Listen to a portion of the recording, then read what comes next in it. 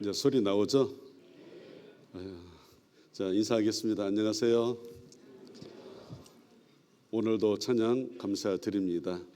오늘도 옆에 분들하고도 오늘도 잘 오셨습니다. 인사하고 시작하도록 하겠습니다.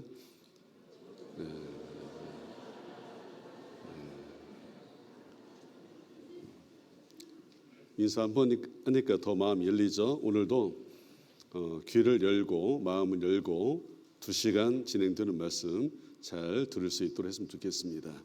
같이 기도드리겠습니다. 사랑과 은혜가 풍성하신 살아계신 아버지 하나님, 참으로 감사드립니다. 이번 한 주간 동안 저희에게 성경을 배울 수 있는 기회를 주셨습니다. 하루하루 증거되는 말씀을 통해서 우주 만물을 창조하신 하나님에 대해서, 역사를 주관하시는 하나님에 대해서 알 수 있도록 도와주시고, 또 하나님께서 모든 사람에게 주시기를 원하시는 영원한 생명을 한 주간 말씀을 통해서 모두가 얻을 수 있도록 도와주시기를 원합니다. 오늘로 말씀을 듣는 각 사람 마음과 귀를 열어주시고 말씀을 증거하는 입술도 함께 해주시기를 원하면서 예수님의 이름으로 기도드렸습니다. 아멘.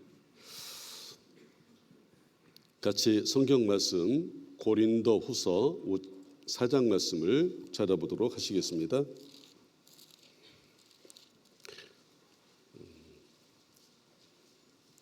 고린도후서 4장 18절 말씀을 같이 찾으셨으면 읽어보도록 하시겠습니다.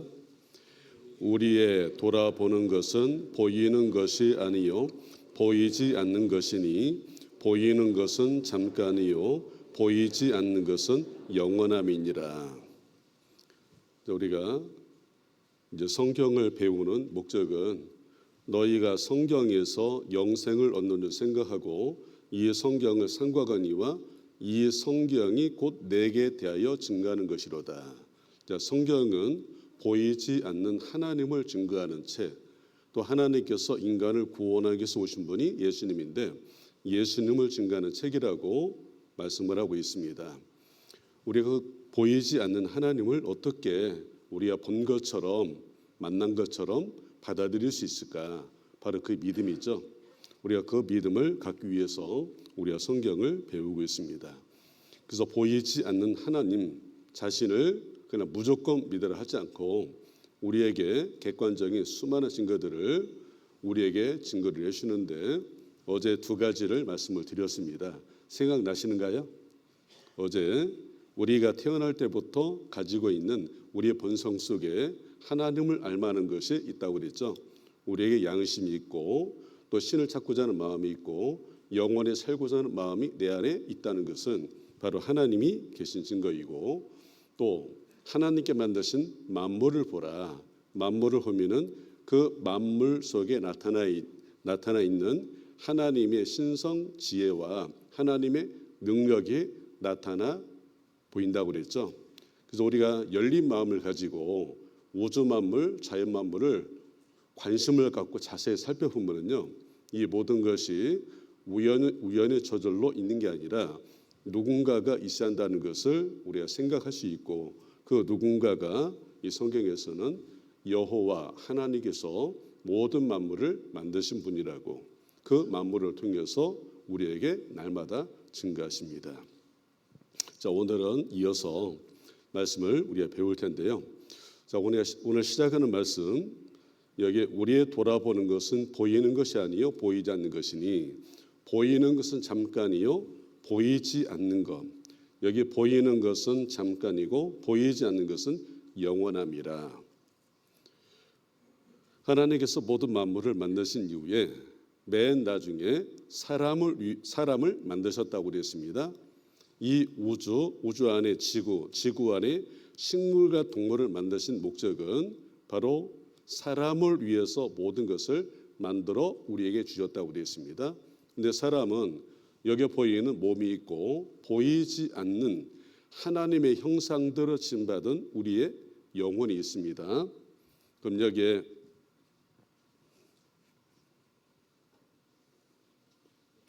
이거 어찌해야 될까요?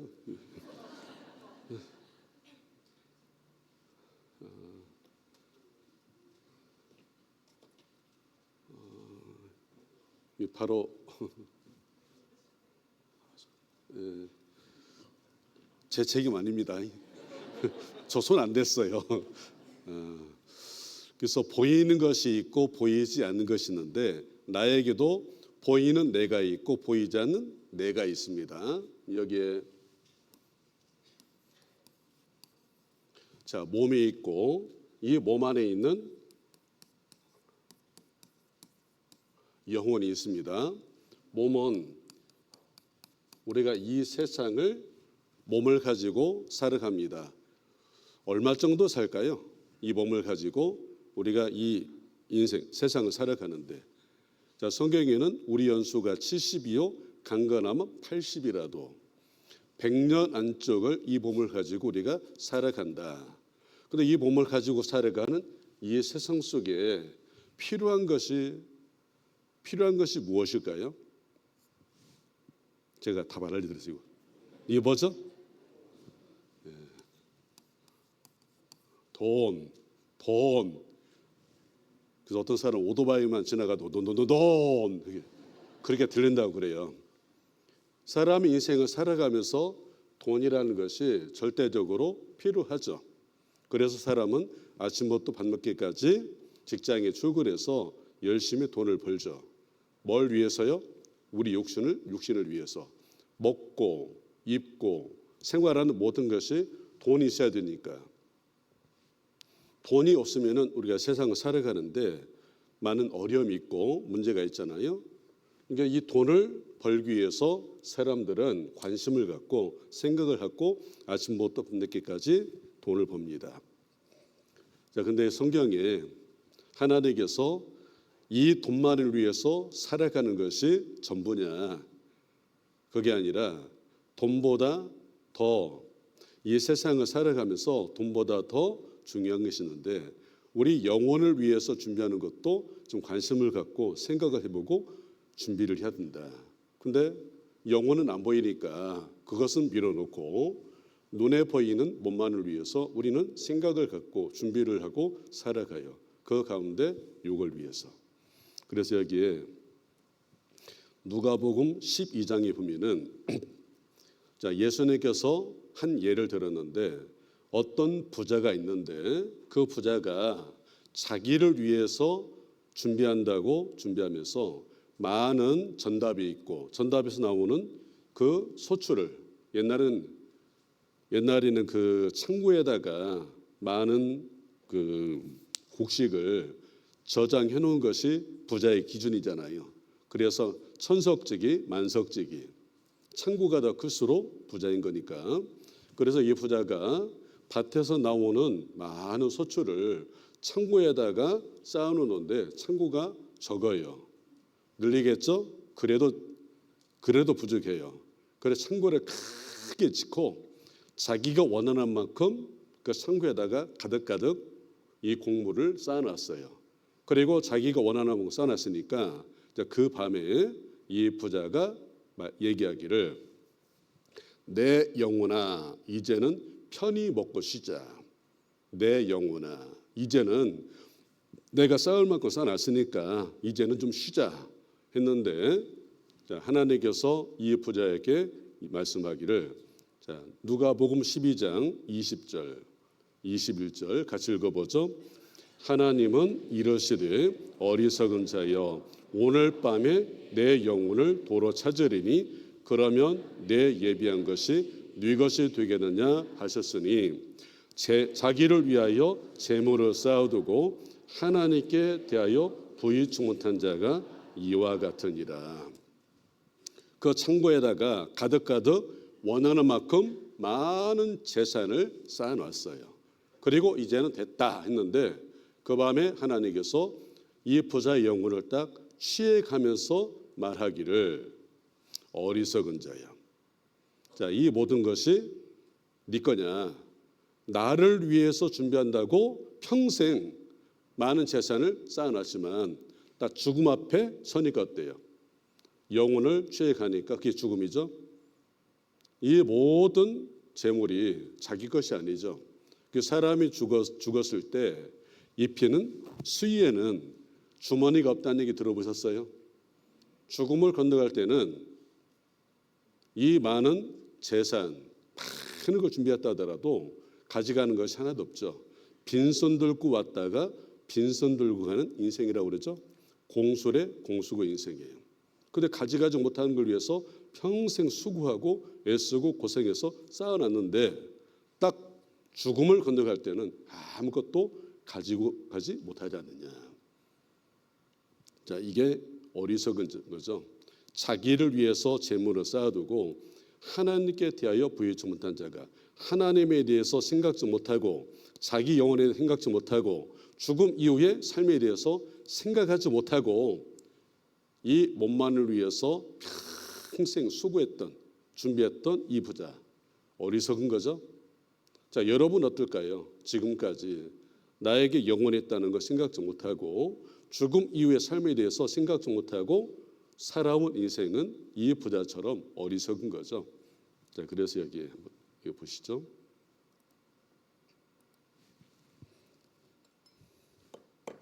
여행도 다니고 뭐 이런 게 그리고 그 다음엔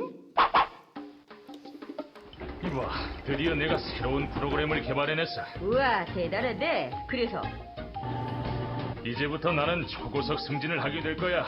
내가 이 회사의 사장이 되는 건 시간 문제지. 오 멋진데. 그리고 그 다음엔 어깨에 힘 좀 주고 끝내주는 미인과 호화로운 저택에서 즐거운 인생을 시작하는 거야. 우와 굉장한데. 그리고 그 다음엔 그리고 귀여운 아이들을 낳아서 원하는 것은 뭐든지 들어주는 최고의 아빠가 되는 거라고.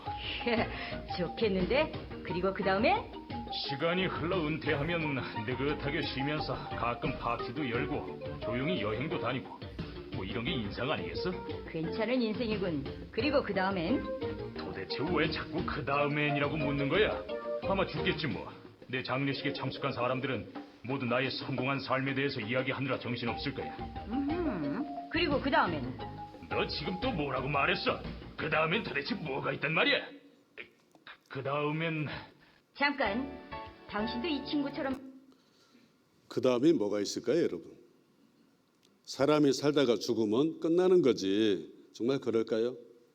사람은 본성 속에 살다가 죽게 되면은 그걸로 끝나지 않다는 것을 자기의 본성 속에는 알아요.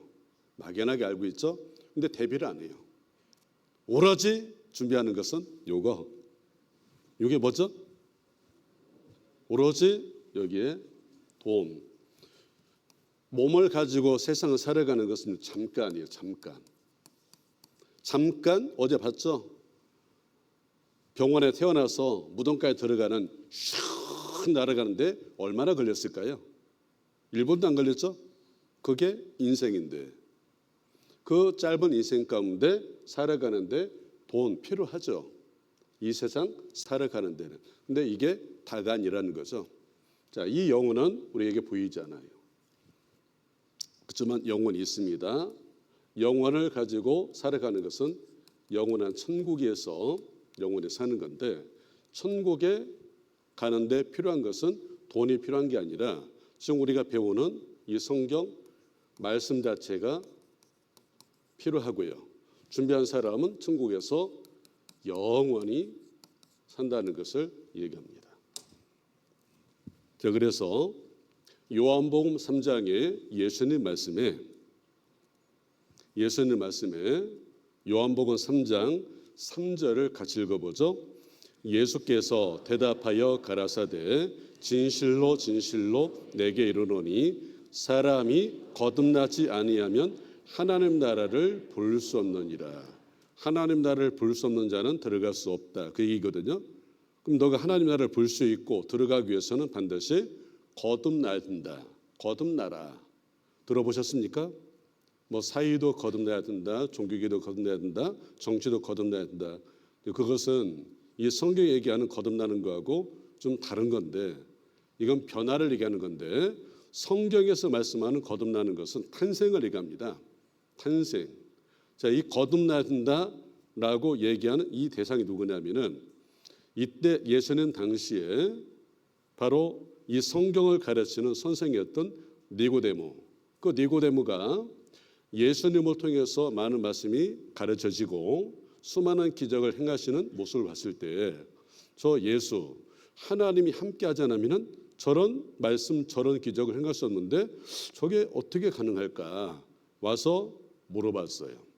근데 물어보는 내용에 대해서 답을 하지 않고 예수님께서 니고데모에게 필요한 내용을 말씀합니다. 니고데모야, 사람이 거듭나지 않으면 하나님 나라를 볼 수 없다, 들어갈 수 없다는 얘기죠. 자, 니고데모가 생각해 봤어요. 거듭나라? 내가 이렇게 늙었는데 여기 있죠. 니고데모가 가로되 사람이 늙으면 어떻게 날 수 있었나이까? 두 번째 모태에 들어갔다가 날 수 있었나이까?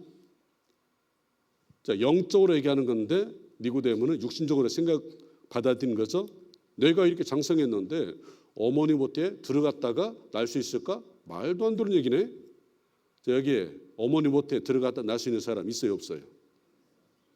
어머니 뱉어 죽어요. 예? 이 속에 들어가면은 지금 그 얘기하는 게 아니죠. 근데 니고데모는 지금 예수님은 영적인 것을 얘기하는데 알아듣는 것은 육신적으로 알아듣는 거예요. 그러니까 예수님께서 여기에 예수께서 대답하시되 진실로 진실로 내게 이르노니 사람이 물과 성령으로 나지 아니하면 하나님 나라에 들어갈 수 없다. 육으로 난 것은 육이고 성령으로 난 것은 영이니 내가 내게 거듭나야겠다는 말을 기억하지 말라. 사람이 육신으로 한번 태어난 것처럼 성령으로 영적으로 다시 한번 태어나야 하나님 말씀으로 다시 태어나야 거듭나야 하나님 나라에 들어갈 수 있다라는 것을 말씀하는데 이 내용은 니고데모에게만 필요한 게 아니라 여기 앉아서 말씀 듣고 있는 우리 각자에게도 필요한 말씀이죠. 내 인생 가운데 하나님이 원하시는 천국에 들어가려면은 반드시 한번 거듭나야. 그래서 어제 영생 얻는다, 구원 얻는다, 다른 말로 거듭난다. 거듭나야 하나님 나라를 들어갈 수 있다. 그럼 이 거듭난다는 것이 어떻게 나는 거냐? 예수님의 제자 베드로가 베드로전서 1장 23절에 보면은 너희가 거듭난 것이 썩어질 씨로 된 것이 아니요 썩지 아니할 씨로 된 것이니 하나님의 살아있고 항상 있는 말씀으로 되느니라. 거듭나야 하나님 나라를 볼 수 있고 들어갈 수 있다. 그럼 무슨 말씀? 거듭나는 것은 말씀으로 거듭나는데 무슨 말씀일까? 25절 같이 읽어보죠. 오직 주의 말씀은 세세토록 있도다 하였으니 너희에게 전한 복음이 곧 이 말씀이니라. 말씀은 말씀인데 복음의 말씀을 통해서 거듭나는 거다. 여러분들 복음이라는 것은 복된 소식, 기쁜 소식을 전하는 것을 복음이라 그래요. 자, 이 성경에 천국에 갈 수 있는 기쁜 소식이 들어 있어요. 하나님께 주고자 하는 복이 이 안에 담겨져 있습니다. 아셔요? 자, 이제 이 복음에 관한 내용은 토요일 날 말씀을 드릴 겁니다. 바로 예수님의 죽음과 부활을 전하는 것을 복음의 핵심적인 내용이라고 말씀하고 그 복음에 관한 말씀을 우리가 듣고 믿을 때 우리가 거듭남을 경험할 수 있고 천국에 갈 수 있습니다. 자, 토요일 날 말씀을 드릴 거고요. 자, 그 전에 내가 왜 복음 말씀이 필요하고 내가 왜 믿음을 가져야 될까? 그러려면은 보이지 않는 하나님의 존재가 내 안에 받아들여져야 돼요. 그걸 믿음이라고 그러죠. 내가 본 것처럼 만진 것처럼 받아들일 수 있는 게 바로 믿음인데 그 믿음을 갖기 위해서 우리가 성경을 배우고 있어요. 성경 전체가 하나님 주신 말씀이에요. 그래서 이 성경은 어제 여호와의 책, 하나님이 주신 책이라고 그랬습니다. 뭐 하려고요? 자신을 증거하기 위해서. 근데 이 성경 말씀이 하나님 말씀인지 아닌지를 우리가 어떻게 알 수 있을까?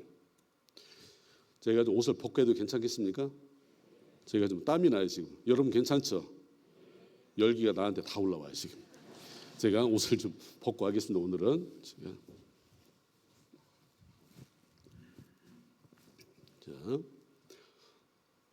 자, 신명기 18장 21절에 보면은 내가 혹시 심중에 이르기를 그 말이 여호와의 이르신 말씀인지 어떻게 우리가 어떻게 알리요? 이 성경이 하나님 말씀인지 아닌지를 어떻게 알 수 있겠냐? 자, 22절 같이 읽어보죠. 만일 선지자가 있어서 여호와 이름으로 말한 일에 증언도 없고 성취함도 없으면 이는 여호와의 말씀하신 것이 아니요 그 선지자가 방자의 한 말이니 너는 그를 두려워 말지니라. 하나님 말씀이라고 얘기하는데 선지자를 통해서 기록한 말씀에 증언도 없고 증거가 없고 성취함도 없으면, 성취함이라는 것은 앞으로 있을 내용을 얘기했는데 얘기한 내용이 하나도 안 이루어져요. 제가 이렇게 얘기했다 보세요. 내일 순천 지역에 비가 옵니다. 다른 데는 비가 안 오는데 순천만 비가 와. 비가 와야 되죠? 내일 순천 지역에 30cm의 눈이 옵니다. 다른 지역 눈이 안 왔는데 여기만 눈이 와버려요. 그러면 제가 한 말을 몇 가지만 그렇게 얘기했는데 말할 때마다 다 맞아버렸어요. 그럼 앞으로 있을 내용을 얘기하면 믿겠어요, 안 믿겠어요? 믿을 수 있죠. 그게 성취함이에요. 앞으로 일어난 일을 미리 얘기하고 얘기한 내용이 그대로 이루어진 거죠. 이 성경은 하나님께서 앞으로 있을 내용을 성경에 다 담고 있어요. 시간이 가면서 그 말씀한 내용이 맞는지 안 맞는지를 살펴보면은 안 맞으면 거짓말이고 다 맞으면 참말이 되는 거죠. 너가 성경을 배워봐서 믿을 만한 증거도 나타나고 그리고 성취함도 나타나는 것을 보면은 성경은 하나님 말씀이니까 반드시 믿어야 한다는 거예요. 근데 성경을 배워봤더니 다 거짓말이에요. 그걸 못 믿는 거죠. 그래서 이 성경 말씀을 너가 배워봐서 증언이 정말 있는지 성취함이 있는지를 살펴보라는 겁니다. 그리고 요한복음 3장 12절에 보면 내가 땅의 일을 말하여도 너희가 믿지 아니하거든 하물며 하늘 일을 말하면 어떻게 믿겠냐. 자, 이 성경에는 땅에서 일어나는 일도 말씀하고 우리가 눈에 보이지 않는 하늘에 관한 내용도 기록이 되어 있습니다. 그럼 여기에 창조와 역사적인 사실은 땅에 일어나는 일입니다. 영적인 사실과 영원한 사실은 우리의 죽음 이후에 눈에 보이지 않는 세계를 얘기하는 거니까 요건 좀 뒤로 밀어놓고 요 두 가지는 우리 땅에서 일어나는 일이니까 요거 살펴보면은 성경이 사실인지 하나님이 계신지를 우리가 알 수 있다는 겁니다. 그래서 성경 맨 앞에 같이 읽어보죠. 창세기 1장 1절 같이 읽어보죠. 태초에 하나님이 천지를 창조하신지라. 자, 성경 맨 앞을 딱 열으면은 자, 하나님이 천지 창조에 관한 내용이 담겨져 있어요.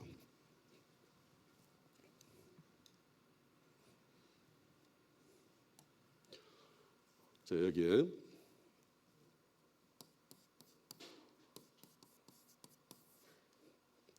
하늘과 땅이 자, 여기 우연히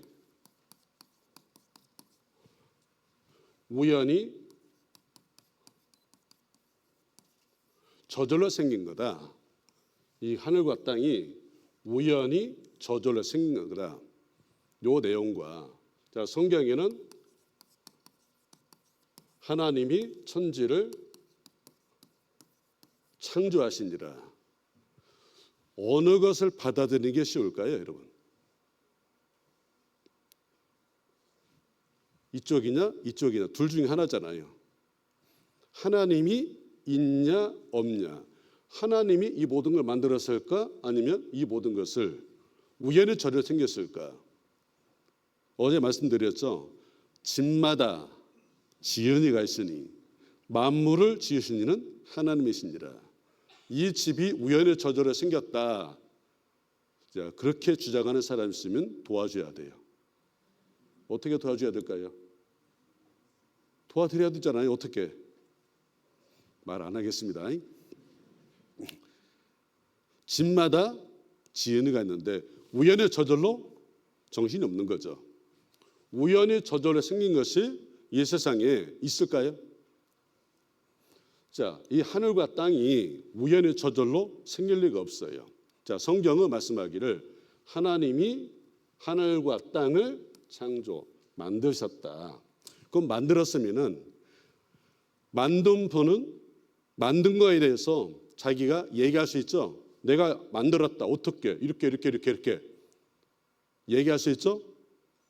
우리 어떤 물건을 사서 쓰지만 그 쓰고 있지만 만들지 않은 사람은 그 어떤 원리에서 움직이는지 작동하는지를 설명 못하죠.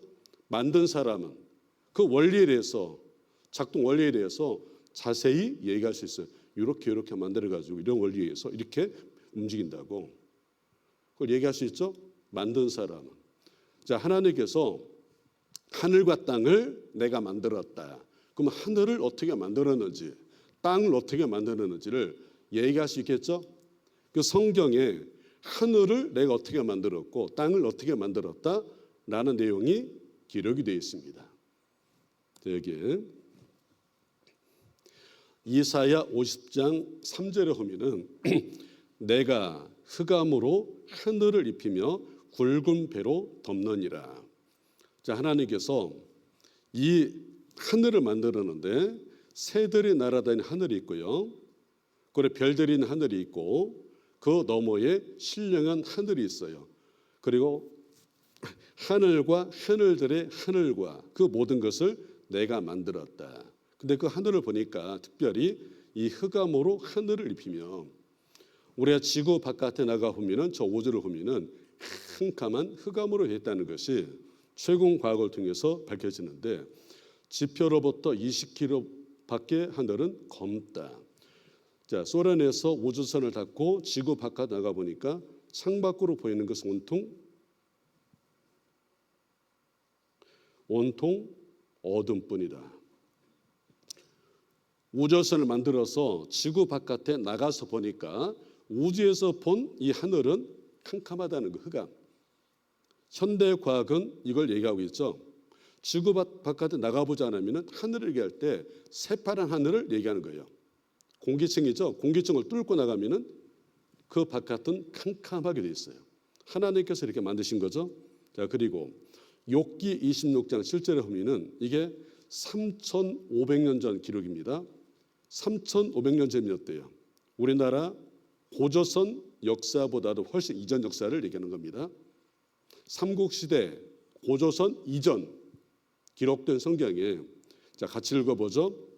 그는 북편 하늘을 허공에 펴시며 땅을 공간에다 하시며 북쪽 하늘에는 허공이 있다라는 걸 말씀하셨는데 여기에 81년 신문에 보니까 미국에서 세 군데에서 미국의 3대 천문지에서 우주에 불가시한 공간이 있다. 북두 칠성대 3억 광년 별도 별로 없어 텅 빈 상태. 이런 지름이 3억 광년이 되는 이런 공간이 별이 없는 공간이 발견되었어요. 망원경 만들어서 관찰하다가 특별히 북쪽 하늘을 보니까 이 빈 공간이 발견이 됐어요. 81년도에. 40년 전이죠. 그전에는 북쪽 하늘을 봐도 별들이 있는데 망원경을 만들어서 관측하니까 이런 공간이 있다. 성경에 기록된 말씀대로. 그리고 우리가 살고 있는 이 지구 땅을 공간에 다시며 우리가 살고 있는 지구가 네모난 지구라고 성경 그 둥근 원형의 지구라고 말씀하고 있고요.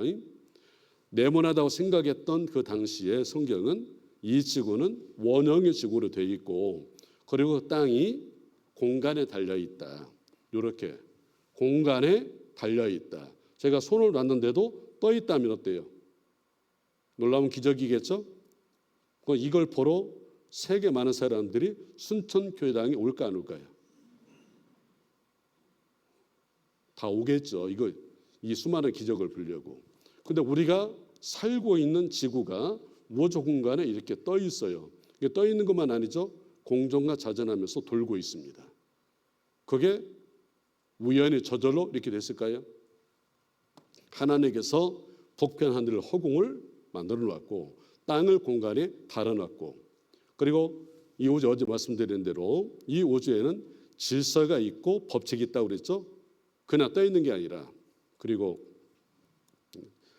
욥기 28장 5절에 보면은 이제 땅에 대해서 지면은 식물을 내나 지하는 불로 뒤집는 것 같고 자, 이 지구를 보면은 지구 내부에 지면은 식물을 내죠. 식물이 자라죠. 근데 이 땅을 파고 들어가면은 이 중심부에 불이 있다. 불. 땅 속에 불이 있다는 것을 얘기하는데 이게 가능할까요? 땅을 파고 들어가면 물이 나오잖아요. 근데 더 파고 내려가면은 이 지구 내부에 불이 있다는 거. 여기에. 여기 지구 내핵이 있고 요 위에 불이 있죠. 불. 3,500년 전에 성경 기록에 하나님께서 내가 땅을 만들 때 땅의 기초 중심부에 땅의 기초를 줬고 그 위에 불을 집어넣었다 말씀하고 있죠. 이 말씀대로 우리 시대에 발견되고 있고요. 그리고 욥기 36장에 보면은 이런 말씀이 있어요. 같이 읽어볼까요? 그가 물을 가늘게 이끌어 올리신즉 그것이 안개 되어 비를 이리고 그것이 공중에서 내려 사람 위에 쏟아지느니라. 자, 이 말씀이 그냥 읽으면은 어떤 말 이해가 안 되죠? 자, 우리 지구 우리가 살고 있는 지구가 물이 있죠. 바다의 물이 70% 바닷물이 있어요. 근데 물이 없으면 우리가 못 살잖아요. 근데 이 물이 고정되어 있는 게 아니라 이 물이 순환이 돼 이렇게 이 물이 이렇게.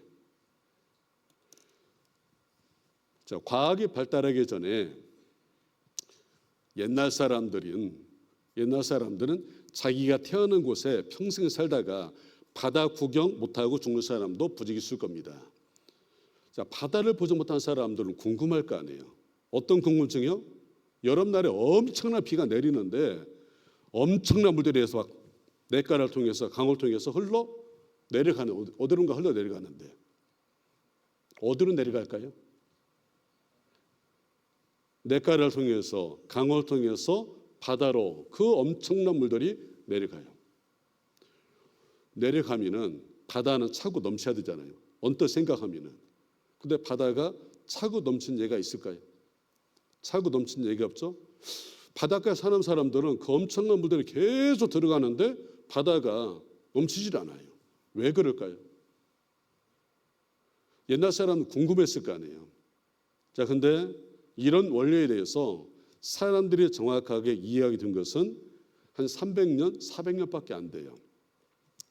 이 지구 자체가 물이 이렇게 순환한다는 이 원리에 대해서 정확하게 이해가 된 것은 여기에 물의 순환 과정에 대하여는 16세기, 17세기 경에서 비로소 완전히 이해되었다. 그러니까 바다에서 물이 수증기가 돼서 올라가잖아요. 올라가서 구름층이 형성하고 육지에 내리죠.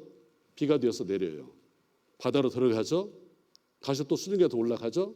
구름이 형성이 돼서 비가 내리고 또 내려가고 물이 이렇게 순환한다는 그 원리에 대해서 사람들이 이해하게 된 것은 16세기, 17세기 그러니까 3, 400년밖에 안 된다는 거예요.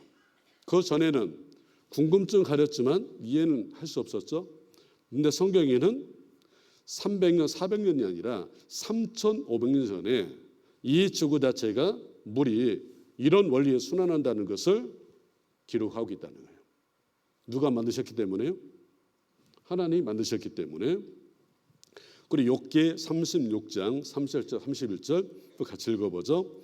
그가 번갯빛으로 자기의 사면에 두르시며 바다 밑도 가리우시며 이런 것들로 만민을 징벌하시며 이런 것들로 식물을 풍비 주시느니라. 자, 번갯빛하고 이 번갯빛을 가지고 만민을 징벌하는 도구로 사용하셨다. 옛날 사람들도 죄 많은 사람이 있으면은 저런 놈은 천벌을 받을 거야. 벼락 맞아 죽을 놈. 그런 얘기 해야 안 해요? 해야 안 해요? 하죠? 그래서 죄를 많이 지은 사람 여름날에 막 비가 오는데 벼락에 번쩍번쩍하면서 우릉우릉 해요. 자, 그럴 때마다 우르릉 우르릉 할 때마다 가슴이 어떨까요? 죄 많은 사람들 가슴이 우르릉 우르릉 우르릉 이러다가 벼락 맞아 죽는 거 아니야? 만민을 징벌하는 도구로 사용을 하신다는 것은 옛날 사람도 알죠. 근데 그것은 좀 알겠는데 여기에 번개빛하고 식물을 풍부히 우리가 먹는 음식하고 관계가 있다는 거 알아요? 식물을 풍부히 주시느니라. 우리가 먹는 음식 자체가 이 번개빛하고 연관이 있다는 거예요. 자, 이것도 사람들이 발견하는 것은 불과 얼마 안 되죠. 번개는 생명체의 최대 질소원이다. 단백질을 형성하는 그 모든 것이 질소 비료하고 연관이 있는데 공기 중에 질소 공기가 78%가 있어요. 근데 그냥 이용 못 하거든요. 이게 번개가 질 때 질산염으로 변해가지고 비가 내릴 때 땅에 내려요. 스며들죠. 그 식물이 흡수를 하고 또 그 식물을 동물이 흡수를 하죠. 식물과 동물의 사람이 먹어요. 흡수를 해요. 그래서 우리가 살아요. 번개가 치지 않으면은 우리가 못 살아요. 저는 이런 원리에 대해서 3,500년 전에 성경에 기록했는데 과학자들이 이런 원리에 대해서 발견하는 것은 우리 시대가 돼서 발견해서 우리는 이해할 수 있어요. 그러나 시편 8편 8절에 보면은 같이 읽어보죠. 공중의 새와 바다의 어족과 해로에 다니는 것이니이다. 해로, 여기 특별히 해로라는 단어가 나와요. 이건 3,000년 전 기록인데 이게 미국에 가면은 버지니아주에 동상이 하나 세워졌습니다. 마우리라는 사람의 동상이거든요. 자, 이 사람이 몸이 아파가지고 해군 장교인데 몸이 아파가지고 병원에 입원해서 치료받는 과정이 있어요.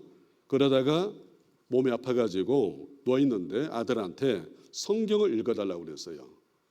근데 하필이면 시편 8편 내용을 아들이 쭉 이제 읽어주는데 읽어주는 가운데 특별히 요 내용이 나오는 거예요.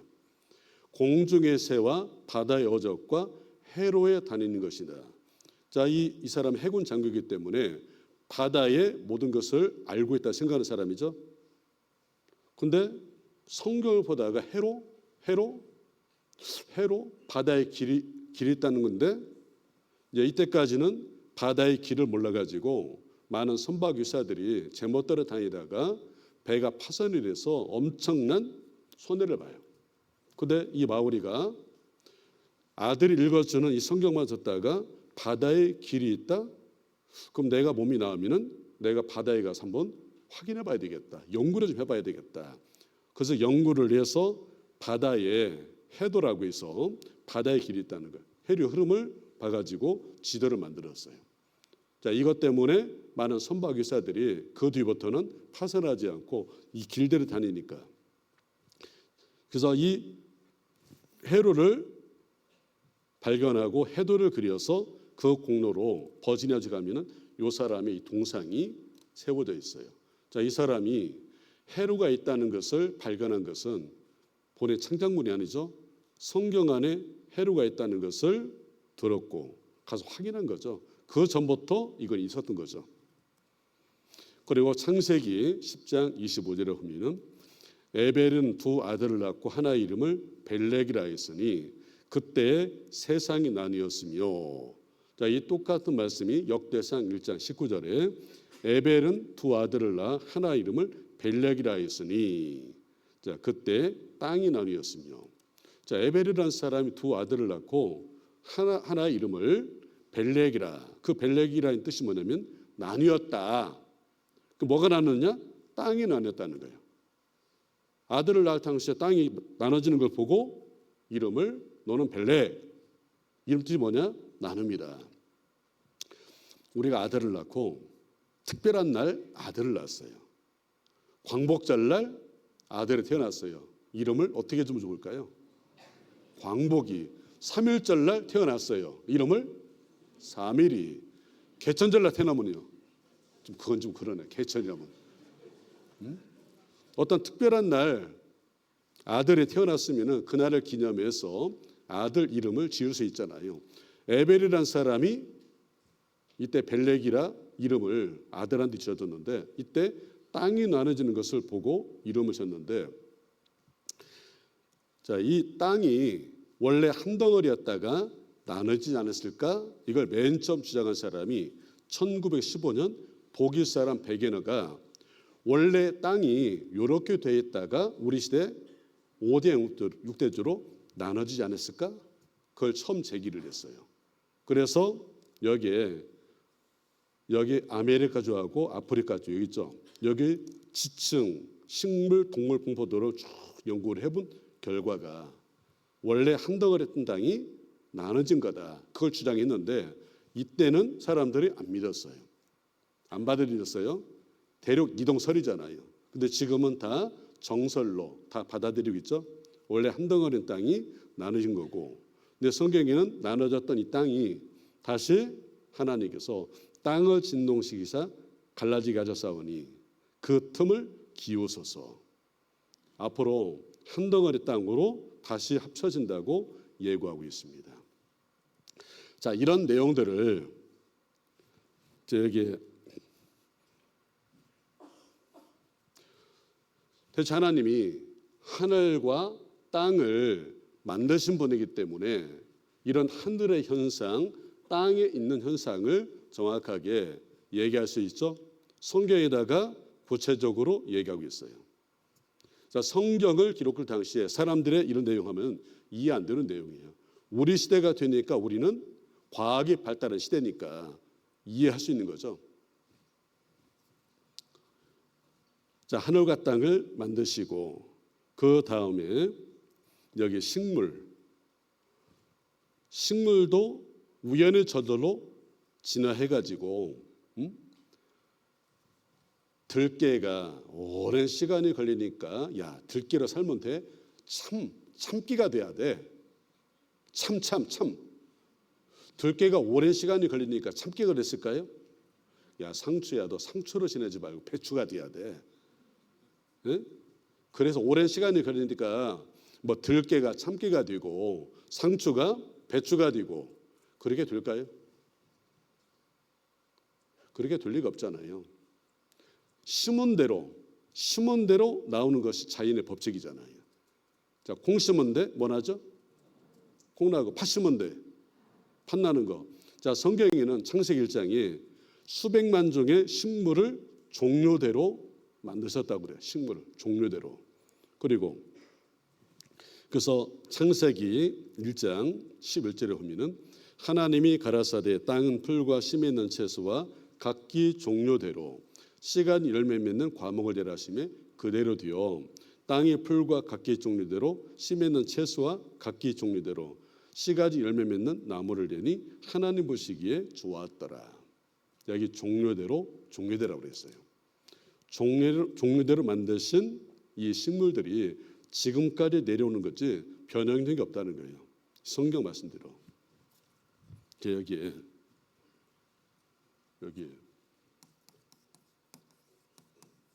식물도 여기에 성경에는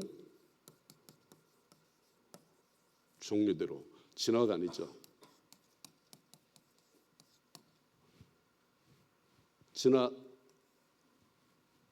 우리 학교 다니면 진화 이론을 배우잖아요. 이렇게 될 수도 있다. 진화를 얘기하지만 입증된 것은 하나도 없다는 거예요. 종류대로 이게 맞는 거죠. 그래서 여기에 내용 보겠습니다.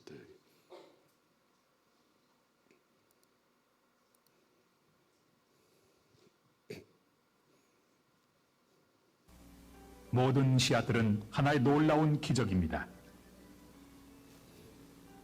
하나님은 이 작은 세코이어 나무 씨앗이 나중에 90m의 높이까지 자랄 수 있도록 프로그램하셨습니다. 하나님은 이 작은 사과 씨앗이 몇 년 후에 달콤한 열매를 맺을 수 있도록 설계하셨습니다. 그리고 하나님은 아름다운 모양의 꽃들을 피우도록 다양한 씨앗들을 계획하셨습니다. 얼마나 다양한 씨앗이 있는지 살펴보겠습니다. 창세기의 말씀처럼 각 씨앗들은 항상 그 종류대로 만들어집니다. 하나님께서 말씀하셨던 것처럼 식물들이 만들어내는 열매와 부산물들은 사람과 그의 환경이 필요로 하는 먹을거리와 자원을 제공해 줍니다. 창세기 1장에 하나님은 땅은 풀과 씨 맺는 채소와 각기 종류대로 씨 가진 열매 맺는 나무를 내라 하시니 라고 말씀하셨습니다. 그래서 창조주는 그 종류대로 번식할 수 있는 능력을 가진 식물들을 만드셨습니다.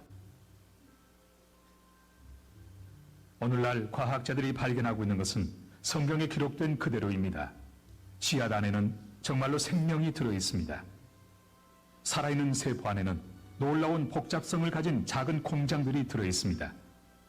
어떤 과학자도 씨앗을 인공적으로 합성해내지 못합니다. 어떤 씨앗도 간단하지 않습니다.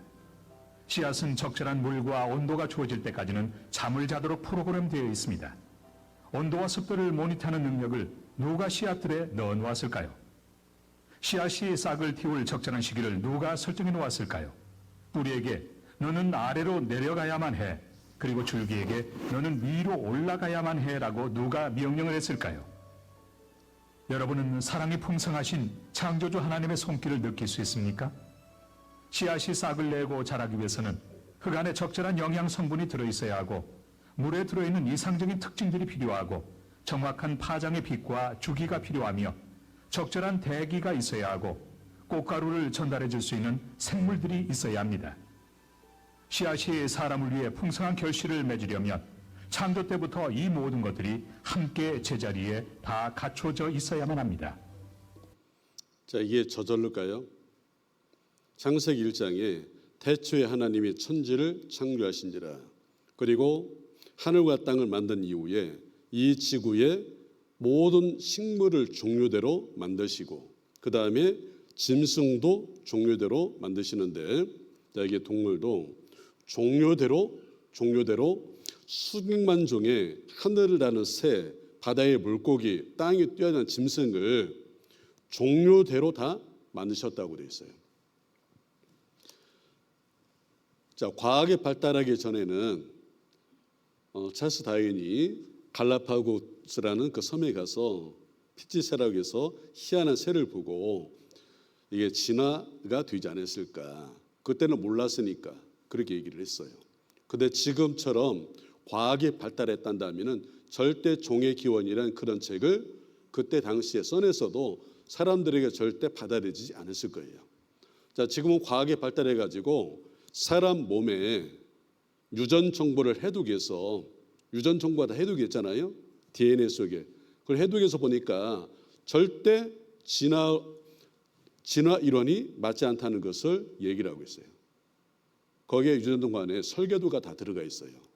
각 식물, 각 동물, 사람의 설계도가 DNA 속에 다 들어있어서 설계도대로 만들어지는 거죠. 근데 그 설계도를 누가 넣어놨을까? 바로 창조주 하나님께서 각 사람, 짐승, 식물 안에 다 넣어놔 있는 거죠. 그래서 여기에 하나님이 큰 물고기, 새를 종류대로 만드셨고 땅의 짐승을 종류대로 만드셨다. 수백만 종의. 여기에 물질은 있었다 치고, 이건 지난 학자들이 설명 못합니다. 애초에 있었다 치고 이 물질이 뭉쳐져서 하나의 유기물, 세포가 만들어질 수 있는 확률을 얘기할 때 여기 10에 16만 7,626승분의 1 확률이라는 거죠. 확률적으로 이건 불가능하다 그 얘기합니다. 그럼 세포 하나 만들어지는데 이렇게 두는데, 자, 사람 이런 과정을 통해서 사람 만들어지는데 사람에게는 세포가 몇 개나 있을까요? 여기. 여러분 세포 덩어리잖아요. 몸이 세포 덩어리예요. 정자와 난자가 만나면서부터 분열을 해서 지금 성인까지 했는데 몇 개가 있을까요? 안에 세포가 100쪽의 세포 덩어리거든요. 근데 그 세포 하나 만들어질 수 있는 확률이 10에 16만 7,620분의 1. 그래서 여기에 하나의 세포가 형성될 확률은 이렇다.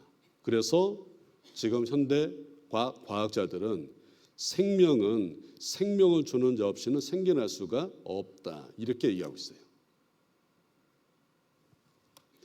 자, 성경은 애초부터 하나님께서 모든 식물, 동물 그리고 사람까지를 만드셨다고 말씀하고 있는 거죠.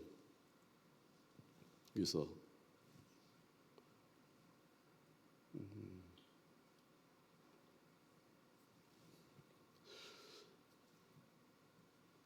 사람까지를 만드시고 이제 사람을 이제 창세기 1장에 보면은 한번 찾아보실까요? 이건 창세기 1장 어제도 찾아봤지만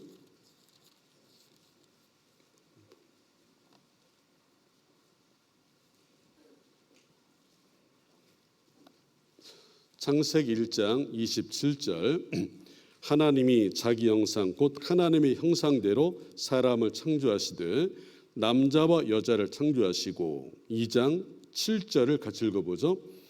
여호와 하나님이 흙으로 사람을 지으시고 생기를 그 코에 불어넣으시니 사람이 생명이 된지라.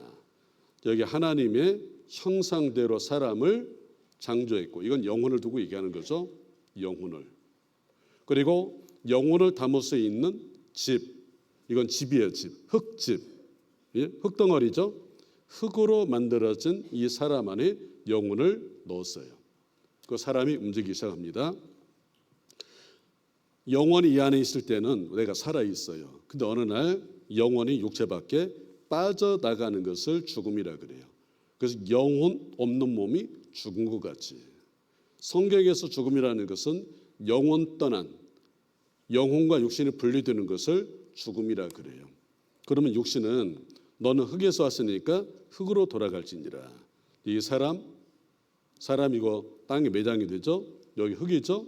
요게 같다는 거예요. 너는 흙덩어리다. 흙 이거. 그래서 현대 과학이 이 인체의 구성 성분 흙과 사람 몸을 성분을 분석해 보니까 똑같아요. 이게 똑같아요. 근데 그것은 창세기 1장 2장에 기록된 말씀대로 사람은 흙으로 만들어진 거다. 이 몸이 이게 맞다는 얘기죠. 그래서 여기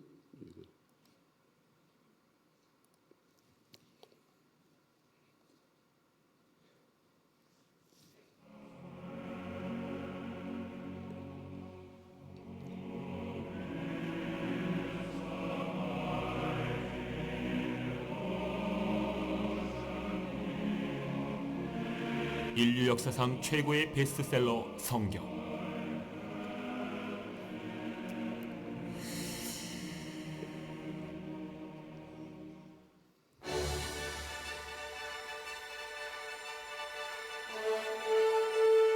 너희는 눈을 높이 들어 누가 이 모든 것을 창조하였나 보라.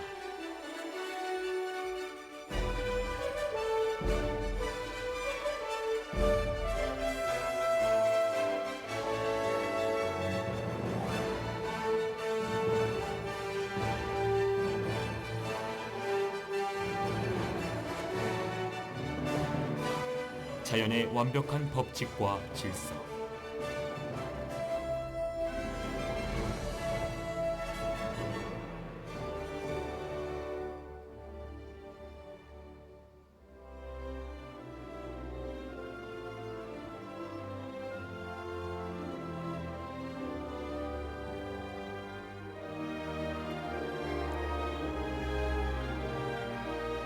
지구에 존재하는 수백만 종류의 식물.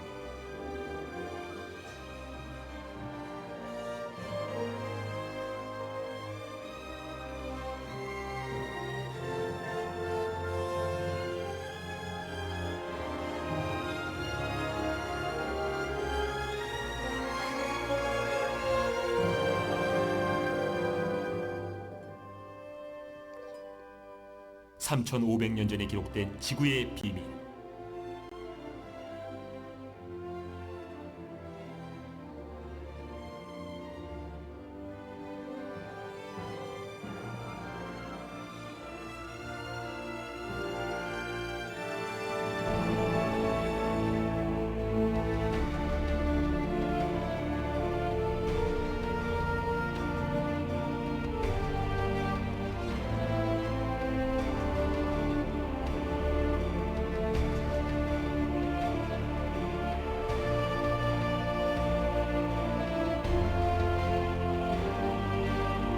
생명 탄생의 신비.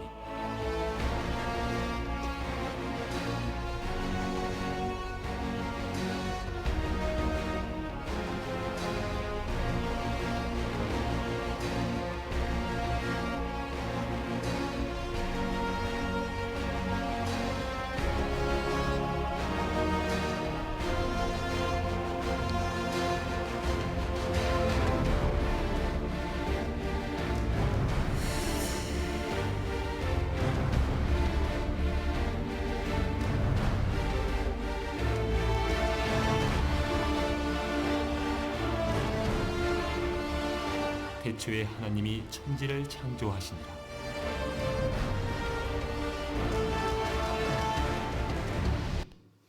너희는 여호와의 책을 대충대충 덮어놓고 보라고 하지 않았죠? 덮어놓고 보는 게 아니고 열어서 자세히 살펴보라고 그래요. 들어보라. 자, 그러면 우리가 성경을 이제 계속 배우잖아요. 자, 이 하늘과 땅이 우연히 저절로가 아니라 하나님에 의해서 창조되어 있고, 이 우주 안에 우리가 살고 있는 지구, 사람에게 필요한 수백만 종의 식물이 우연히 저절로 진화 과정을 통해서 있는 게 아니고, 종류대로 콩 심은 데 콩 나는 거죠. 팥 심은 데 팥 나고, 종류대로 만드는 대로 나오는 거죠. 식물만 그런 게 아니라 짐승도 어때요? 짐승도 요 진화가 아니죠. 종류대로. 그리고 사람도 어때요? 사람도 진화 과정을 통해서 온 게 아니고, 하나님께서 사람은 몸과 영혼을 만드신 거다. 여러분의 몸만 있는 게 아니라 이 안에 영혼이 있다는 것을 말씀하는 겁니다.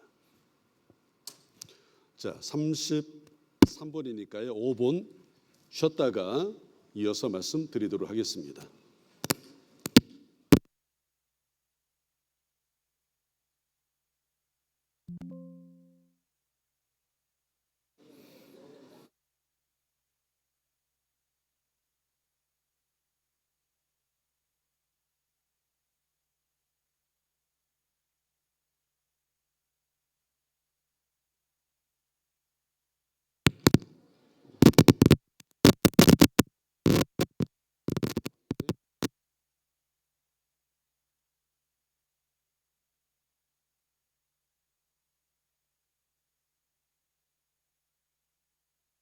조심히 하시면 될 것 같습니다.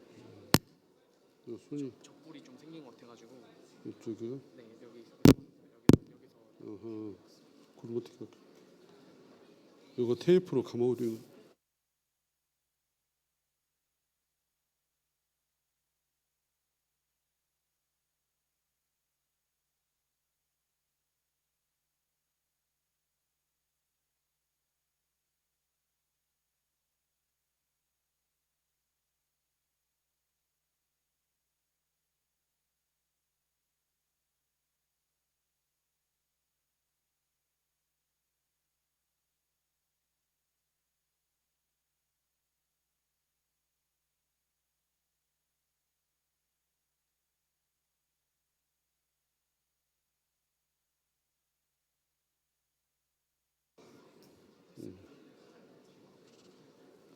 아까보다 이거 좀 느려야 되겠지. 이제 이렇게 계속. 우리 이따가 좀 켜놨어요? 네, 켜놨습니다. 마이크가 다운. 예.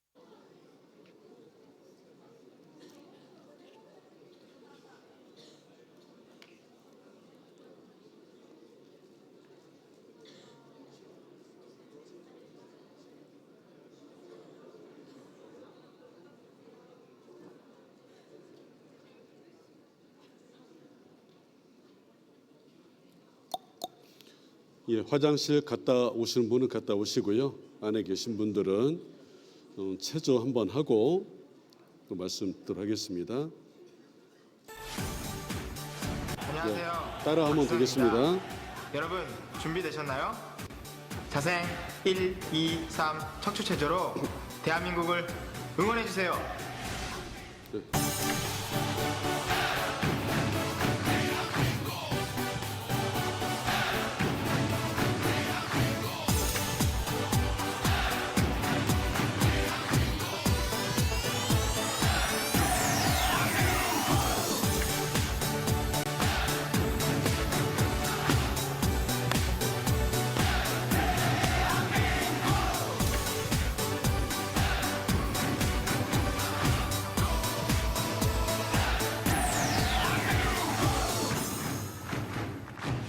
한 번 더.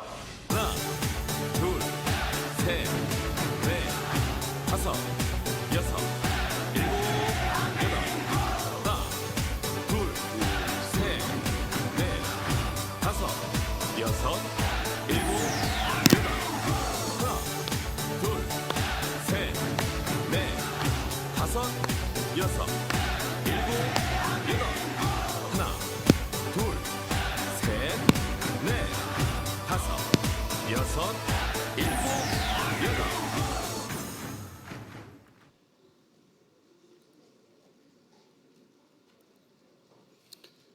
자, 시원하시죠? 자, 박수 10번을 같이 치도록 하겠습니다. 시작. 하나, 둘, 셋, 넷, 다섯, 여섯, 일곱. 한 번에 맞추기가 어렵네요. 자, 박수 3번 치겠습니다. 시작. 한 번 더 하겠습니다. 박수 3번 시작. 감사합니다. 자, 태초에 하나님이 천지를 창조하시니라.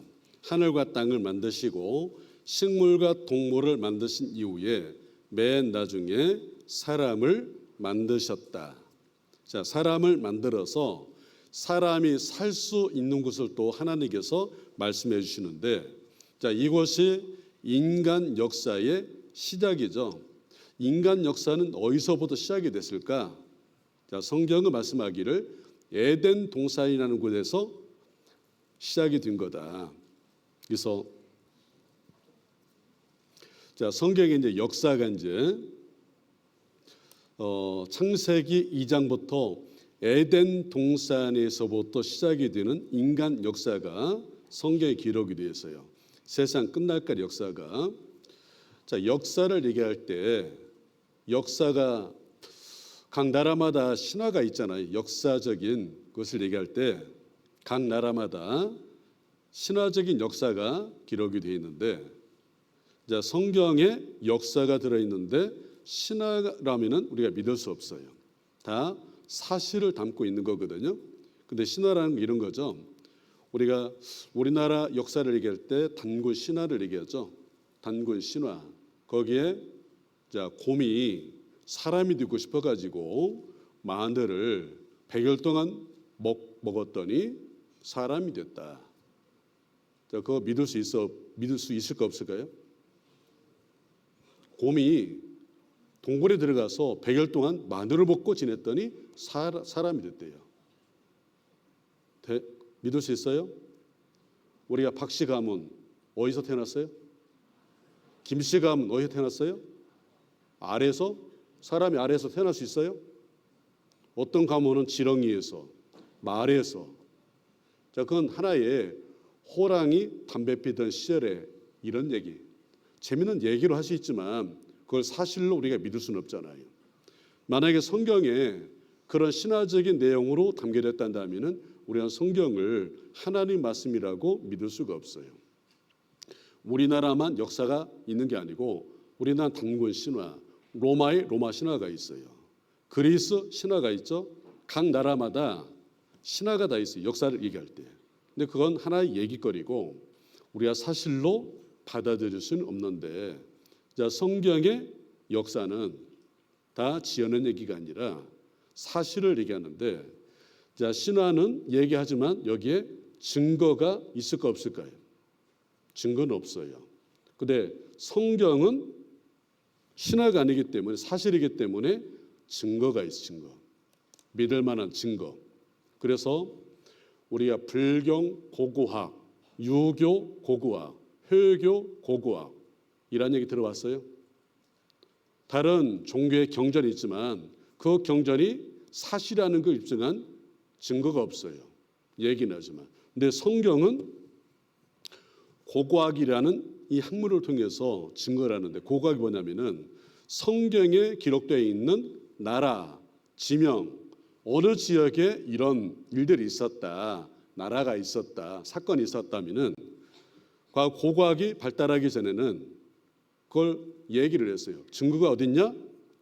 자, 근데 우리나라 사람들은 궁금해도 참고 살아요. 배달의 민족은 어때요? 참을성이 많잖아요. 예? 그냥 궁금해도 참아. 근데 서양 사람도 어때요? 궁금하면 못 참아요. 자기 재산을 다 팔아서라도 가서 확인해야 돼. 그래서 많은 사람들이 오랜 기간 동안 돈을 들이고 해서 이 성경에 나와 있는 지역에 가서 자기 평생 땅을 파요. 땅을. 흔적이 없을 것 같은데 거기가 땅을 평생을 파니까 거기에 흔적이 나오는 거죠. 성경에 기록되어 있는 사건들과 같은 흔적들이 나와요. 근데 그 흔적들을 찾아낸 내용들이 엄청나게 많다는 거예요. 우리 시대에. 그래서 성서 고고학이라는 학문이 별도로 있죠. 성경의 사실이라는 것을 입증하는 거죠. 우리가 신라의 경주에 가면은 신라 수도, 천년의 수도 역할을 했죠. 그 경주에가 땅을 파면 뭐가 나올까요? 각종 유물들이 나오잖아요. 유물들이. 그게 증거죠. 그것처럼 이 성경과 연관되어 있는 그 지역에 가서 이 땅을 파서 발견된 많은 증거들이 우리 시대에 쌓여 있어요. 그래서 성경을 신화라 하지 않고 한번 따라해 보세요. 성경은 사실이다. 뭘 보고요? 그냥 말로가 아니라 증거가 있다는 증거. 그래서 이 성경에 인간 역사를 얘기할 때 맨 처음 역사가 창세기 2장에 이제 기록이 되는데, 자, 창세기 2장 한번 찾아가 보시죠. 창세기 2장 8절.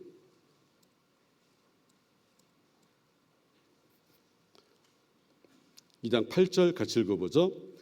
여호와 하나님이 동방의 에덴에 동산을 창설하시고 그 지으신 사람을 거기 두시고. 자, 하나님께서 최초로 만드신 사람을 아담이라. 한번 따라해 보세요. 아담. 여자를 하와. 자, 아담과 하와를 하나님께서 남자와 여자를 만드시고 그 남자 여자가 살 수 있는 것을 주셨는데 그걸 에덴 동산이라 그래요. 에덴 동산. 하나님이 동방의 에덴의 동산을 창설하시고 그 지으신 사람을 거기 두시고. 그럼 이 성경에 기록되어 있는 에덴 동산, 이곳에서 최초 사람이 살았는데 그 에덴 동산이 신화가 아니라 실제적인 역사적인 사실이라면은 여기 위치를 알 수 있어야 되잖아요. 흔적을 찾을 수 있어야 되잖아요. 그냥 하나님께서 에덴 동산을 찾을 수 있는 것을 주셨는데 여기서 강이 이제 발원해서 4개의 큰 강이 흘러간다고 그랬어요. 자, 창세기 2장 10절에 보면은 강이 에덴에서 발원하여 동산을 적시고.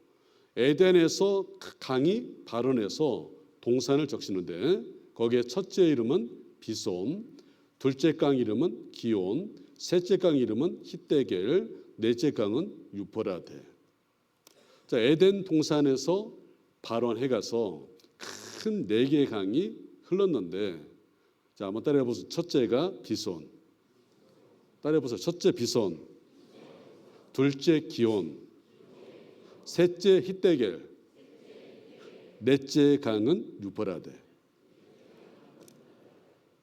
첫째, 둘째, 셋째, 넷째 강, 4대 강. 사대강 어디서 많이 들어본 이름이죠. 탈도 많고 말도 많은 사대강. 그것 때문에 막 박터리가 싸웠잖아요, 우리나라. 예? 사대강 있잖아요, 이렇게. 사대강. 여기에. 서울에 가면 한강, 대전에 금강, 저 부산에 낙동강, 여기 광주에 영산강. 자, 성경에 첫째는 한강, 둘째는 금강, 셋째는 영산강, 넷째는 낙동강이었다라 하면은 에덴 동산은 어디예요? 그렇게 기록이 됐으면은 대한민국이 에덴 동산이구나. 성경에 기록되어 있는. 그렇게 찾아가면 돼요. 근데 성경에 한강, 금강, 영산강, 낙동강이 아니죠? 아까 4개의 강 이름이 명시가 되어 있죠. 자, 우리나라를 대표하는 강, 4개의 강, 대한민국에 있어요. 그러면은 성경에 기록되어 있는 이 4개의 강 찾아가면은 아담과 하와가 살았던 에덴 동산 위치를 우리가 알 수 있을까 없을까요? 네? 알 수가 있겠죠? 자, 이 이름이 기록되어 있는 나라가 어디가 있을까? 여기에 비손, 여기 기온, 여기 티그리스, 유프라테스 강. 에덴 동산은 어디에? 자, 대한민국 여기 있어요. 미국 여기 있어요. 여기 중간. 여기가 이제 성경에 기록되어 있는 바로 에덴 동산 위치인데 여기에 에덴 동산은 메소포타미아에 있었다. 메소포타미아 이름이 익숙하죠? 아마 학교 다닐 때 공부를 좀 해보신 분은 금방 메소포타미아가 어느 나라에 있는지 금방 떠오를 겁니다. 공부 안 하신 분들은 이거 어느 나라야 이거 할 거지만 그래도 공부해보신 분들은 여기 메소포타미아 이라크라는 나라가 있죠. 여기 에덴 동산 여기 이라크에 여기 셋째 강 히데겔, 넷째 강 유프라테스 강은 지금도 흐르고 있고 첫째, 둘째 강은 지금 땅 속에 묻혀 있는 강으로 그 강이 흘렀던 흔적만 지금 찾아내고 있죠. 여기 기온, 비손. 그래서 87년 경향신문에 보니까 에덴 동산은 지금은 페르시아만인데 미국에서 잃어버린 강 비손 흔적을 발견했다. 이라크 쿠르나 낙졸 소스나 에덴 동산 일자리다. 여기죠. 쿠르나. 성서속 에덴 동산은 바로 이곳. 여기. 에덴은 어디인가? 에덴은 어디인가? 여기에 4개의 강 이름 명시 2개는 오늘도 지금 우리 시대도 흐르고 있고 티그리스, 유프라테스가. 근데 2개의 강은 지금 사막의 모래 덮여 있는 강으로 그 강 흔적이 발견되고 있습니다. 에덴 동산의 강 발견했다. 나사 과학자 위성 사진 분석 통해 확인. 그래서 미국에서 콜롬비아호가 이렇게 쭉 가다가 요 강줄기를 찍어냈어요. 요 강이죠. 지금 모래에 덮여 있지만 그 밑에 콜롬비아호가 쭉 가다가 사진을 찍었는데 지하 10m까지 찍혀나 봐요. 모래를 걷고 보니까 지금은 모래 덮여 있는 사막이지만 과거에는 엄청나게 큰 강이 흘렀던 흔적이 발견되고 거기에 동식물들이 살았던 흔적이 나오는 거죠. 지금은 사막이지만 과거에는 그렇지 않다는 거예요. 요 지역이 에덴 동산 위치죠. 요 지역. 자, 근데 에덴 동산에 하나님께서 아담과 하와가 살도록 하시면서 아담에게 하나님께서 명령하기를 아담아 에덴 동산에서 살면서 너가 이 에덴 동산의 모든 걸 다 네가 다스리고 다 먹을 수 있다. 그런데 저 동산 중앙에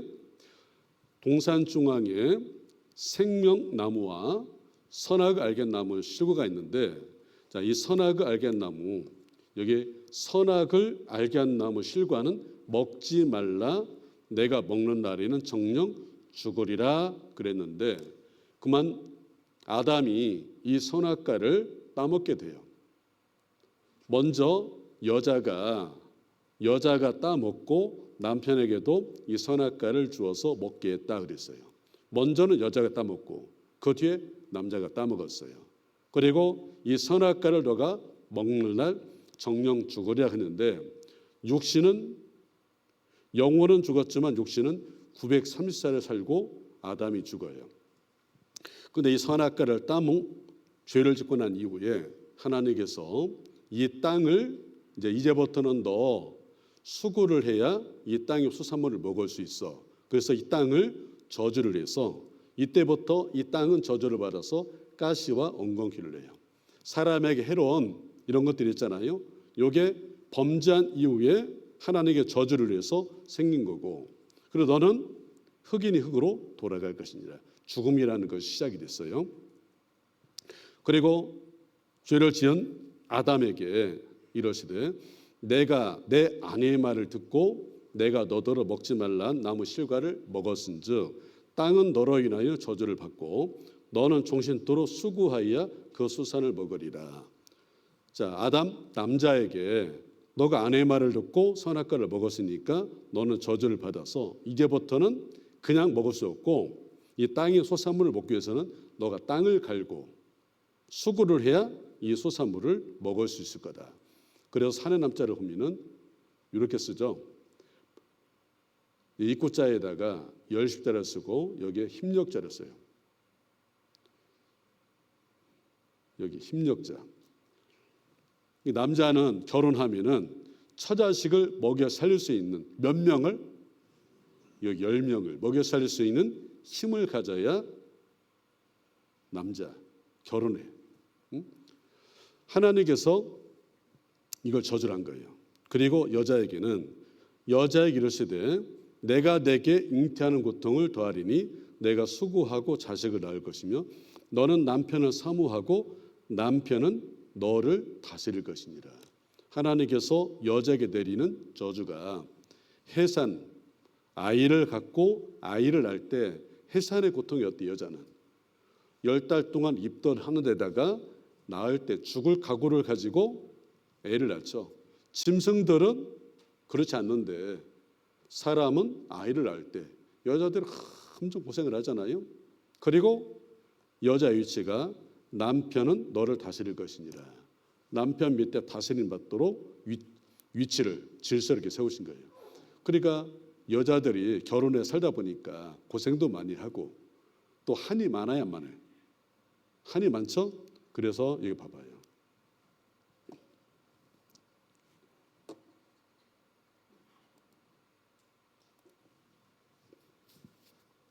할머니, 만약에 다시 태어나면 할아버지랑 또 살고 싶으세요? 할아버지랑 안 살고 싶어. 왜요? 더 좋은 남편하고 살아야지. 이때까지 살았는데 다시 태어나서 돌아고 영감하고 살아. 다음에 다시 태어난다 그러면은 할머니랑 같이 사시고 싶으세요? 어떠세요? 나는 그런 생각 있지. 할머니는 다시 태어나면 할아버지랑 사시겠어요? 난 죽었으면 죽었지 안 살. 나는 절대로 한 꼴차로 안 갈라요. 이 꼴차로 하면 저 꼴차로 하지 안 갈라요. 그럼 그냥 마음대로 된다요. 그러더만 가서 같이 사는 수는 또 죽어서 죽지 얘를 써야 싶어서 그러지. 같이 가면 또 그러고 다녀. 아니 나는 이 생각은 더러워. 이렇지만 다시 태어나서 어dan다라면 같이 살면 더 좋겠어. 야, 근데 이거는 그래 안 할 거야. 할머니는 어떠세요? 나는 안 살아. 왜요? 나 마음하고 해 틀린데 어떻게 살고 잡어. 죽으면 놈이 돼버리지. 놈이 됐지만 다시 태어나도 다시 태어나도 안 살아. 왜 안 산다고 할까요? 할아버지는 좀 산다고 하는데 여기에 남편은 너를 다스릴 것이니라. 평생 결혼해서 애 낳고 살다 보니까 한이 많아요. 그래서 안 살아. 이게 하나님께서 사람이 범죄한 이후에 내리는 저주잖아요. 땅을 저주하고 남자를 저주하고 여자를 저주한 이 내용이 지금까지 내려오는 거잖아요. 이 저주를 선포하고 에덴 동산에서 아담과 하와를 쫓아내고 이 에덴 동산은 땅에다가 집어넣어 버립니다. 그래서 여기 에스겔서 31장 18절에 보면은 자, 그러나 내가 에덴 나무와 함께 지하에 내려갈 것이요. 에덴 동산을 지하에다가 집어 내려버렸어요. 여기에 큰 나무들, 이런 동식물들이 지하로 내려가서요. 지하로 내려가면은 이게 땅 밑에 열이 올라오죠. 위에 압력에 의해서 기름이 이제 만들어져서 요 기름을 지금 우리가 뽑아서 쓰고 있는 거죠. 그래서 여기에 에덴 동산 자리인데, 여기가 다른 지역은 유전 시설이 없어요. 여기만 유전 시설이 빡빡하게 들어서 있고 전 세계 70%가 석유가 여기서 나와요. 지금 가보면 모래만 있는 사막인데 웬 석유가 그렇게 많이 나올까요? 자, 성경은 이 장소가 에덴 동산 위치고 성경이 말씀하기를 범죄한 이후에 하나님께서 에덴 동산을 어디다 집어넣었다? 지하로 집어넣어 버린 거예요. 그리고 에덴 동산에서 아담과 하와를 쫓아냈습니다. 그래서 아담과 하와가 에덴 동산 쫓겨난 이후에 자녀들을 낳았겠죠. 자녀를 낳고 해가지고 지금 우리 시대에 80억이라는 인구가 전 세계에 흩어져 살고 있는데, 나라도 많고 사람도 많죠. 그럼 과거로 올라가면은 사람이 많아질까요, 적어질까요? 올라가면은, 자, 성경은 딱 두 사람이에요. 이게 자꾸 요 두 사람. 남자는 아담, 여자는 하와. 각 나라마다 다른 조상이 있는 게 아니라 거슬러 올라가면은 딱 두 사람이에요, 두 사람. 자, 성경에는 사도행전 17장 26절 말씀에 인류의 모든 족속을 한 혈통으로 만드사 온 땅에 거하게 하시고, 인류의 모든 족속이 있지만 한 혈통 한 자손이라는 것을 말씀하고 있는데, 우리가 이해할 수 없잖아요. 한국 나라를 얘기할 때 단군 신화 얘기하면은 우리나라 조상이 있고 로마, 그리스, 중국 각 나라 조상이 있다고 우기잖아요. 근데 성경은 80억 인구가 살지만 거슬러 올라가면은 우리는 한 혈통 한 자손이다. 이것을 아담도 실제로 있었고 Y 염색체를 통해서 한 여자로부터 시작이 되는데, 여자가 여자로 통해서 내려가는 유전인자가 미토콘드리아라는 유전인자가 있어요. 그래서 우리 시대에 혈액형을 통해서 두 사람이죠. 요 A, B, 한 남자 한 여자를 통해서 모든 사람이 혈액형이 동일한 거죠. 그리고 성염색체가 X, Y, XX 두 사람이죠. 이게 남자, 이게 여자죠. 옛날에 여자가 시집을 가가지고 아들을 못 낳으면은 그 책임이 남자에게 있어요, 여자에게 있어요? 여자에게 책임 있다고 해서 내쫓았잖아요. 근데 여자에게 책임 있는 게 아니라 남자에게 X, Y가 있어요. Y를 주면은 아들이 태어나고 X를 주면은 여자가 태어나는 거예요. 여자가 주는 게 아니죠. 그래서 이 성염색체를 통해서 딱 두 사람이죠. 그래서 여기에 여자가 여자를 통해서만 내려가는 성을 결정하시는 유전인자가 이 미토콘드리아인데, 이걸 한번 보시죠. 이번 내용은 과학의 발전으로 알아낸 전 세계 모든 사람의 DNA를 역추적해서 알아낸 단 한 명의 여자, 즉 단 한 명으로부터 시작한 어머니, 미토콘드리아의 2부에 대해서 함께 나눠보겠습니다.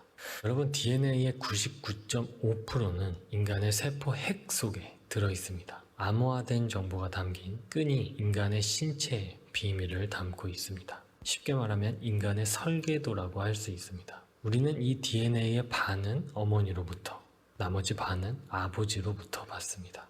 하지만 서로 섞이기 때문에 확실히 딱 누구로부터 받은 건지는 알 수 없죠. 하지만 미토콘드리아 DNA라는 것은 다릅니다. 이 미토콘드리아 DNA는 특별히 세포 핵의 바깥에 위치해 있으면서 우리 몸에 반드시 필요한 에너지를 만드는 작은 발전소 같은 것입니다.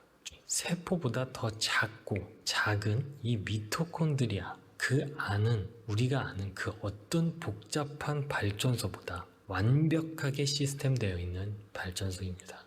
이런 미토콘드리아는 남녀인간 우리 모두의 몸에 들어있지만 이 미토콘드리아 DNA는 앞에 말씀드린 일반적인 DNA와는 달리 이 미토콘드리아 DNA는 오직 어머니에게서만 유전이 됩니다. 과학자들은 미토콘드리아 DNA는 거의 변화하지 않기 때문에 인간의 족보를 파악하는데 사용할 수 있는 증거가 되고 또 인류의 기원까지도 살펴볼 수가 있게 되는 것이죠. 자, 화면을 보시겠습니다. 보시면 제 몸에 있는 이 미토콘드리아는 저의 어머니에게서 왔고 저의 어머니의 미토콘드리아는 외할머니에게서 왔고 이런 식으로 어머니의 어머니를 따라 거슬러 올라가면 인류의 시작인 미토콘드리아의 이부를 우리는 만날 수 있게 됩니다. 그래서 우리가 지금 겉으로 보기에는 전 세계 사람들이 매우 달라 보이고 문화적으로 다르게 살고 있지만 유전적 관점에서 보자면 우리 모두가 한 가족이라는 이야기입니다. 그래서 이 미토콘드리아 DNA에 대한 연구는 1987년부터 시작되었습니다. 버클리의 학자들이 미토콘드리아 DNA에 대한 연구를 시작했죠. 이 학자들은 전 세계 서로 다른 나라에 살고 있는 147명의 미토콘드리아 DNA 샘플을 채취해서 그것들을 비교했습니다. 근데 너무너무 놀라운 연구 결과가 나왔습니다. 전 세계, 그러니까 서로 멀리 떨어져 있는 다른 나라, 다른 지역에 살고 있는 다른 인종들이 단 한 명의 여성에서 시작되었다는 연구 결과가 나온 것입니다. 그 학자들은 그 결과를 받아들이기 어려울 정도로 이해할 수가 없었습니다. 왜냐하면 그들의 머릿속은 이미 진화론이라는 편견에 갇혀 있었기 때문이죠. 이것은 그들이 생각할 때 진화론이 맞다면 이것과 반대의 결과가 나와야 하는데 실제 연구 결과는 창조론의 손을 들어주었기 때문입니다.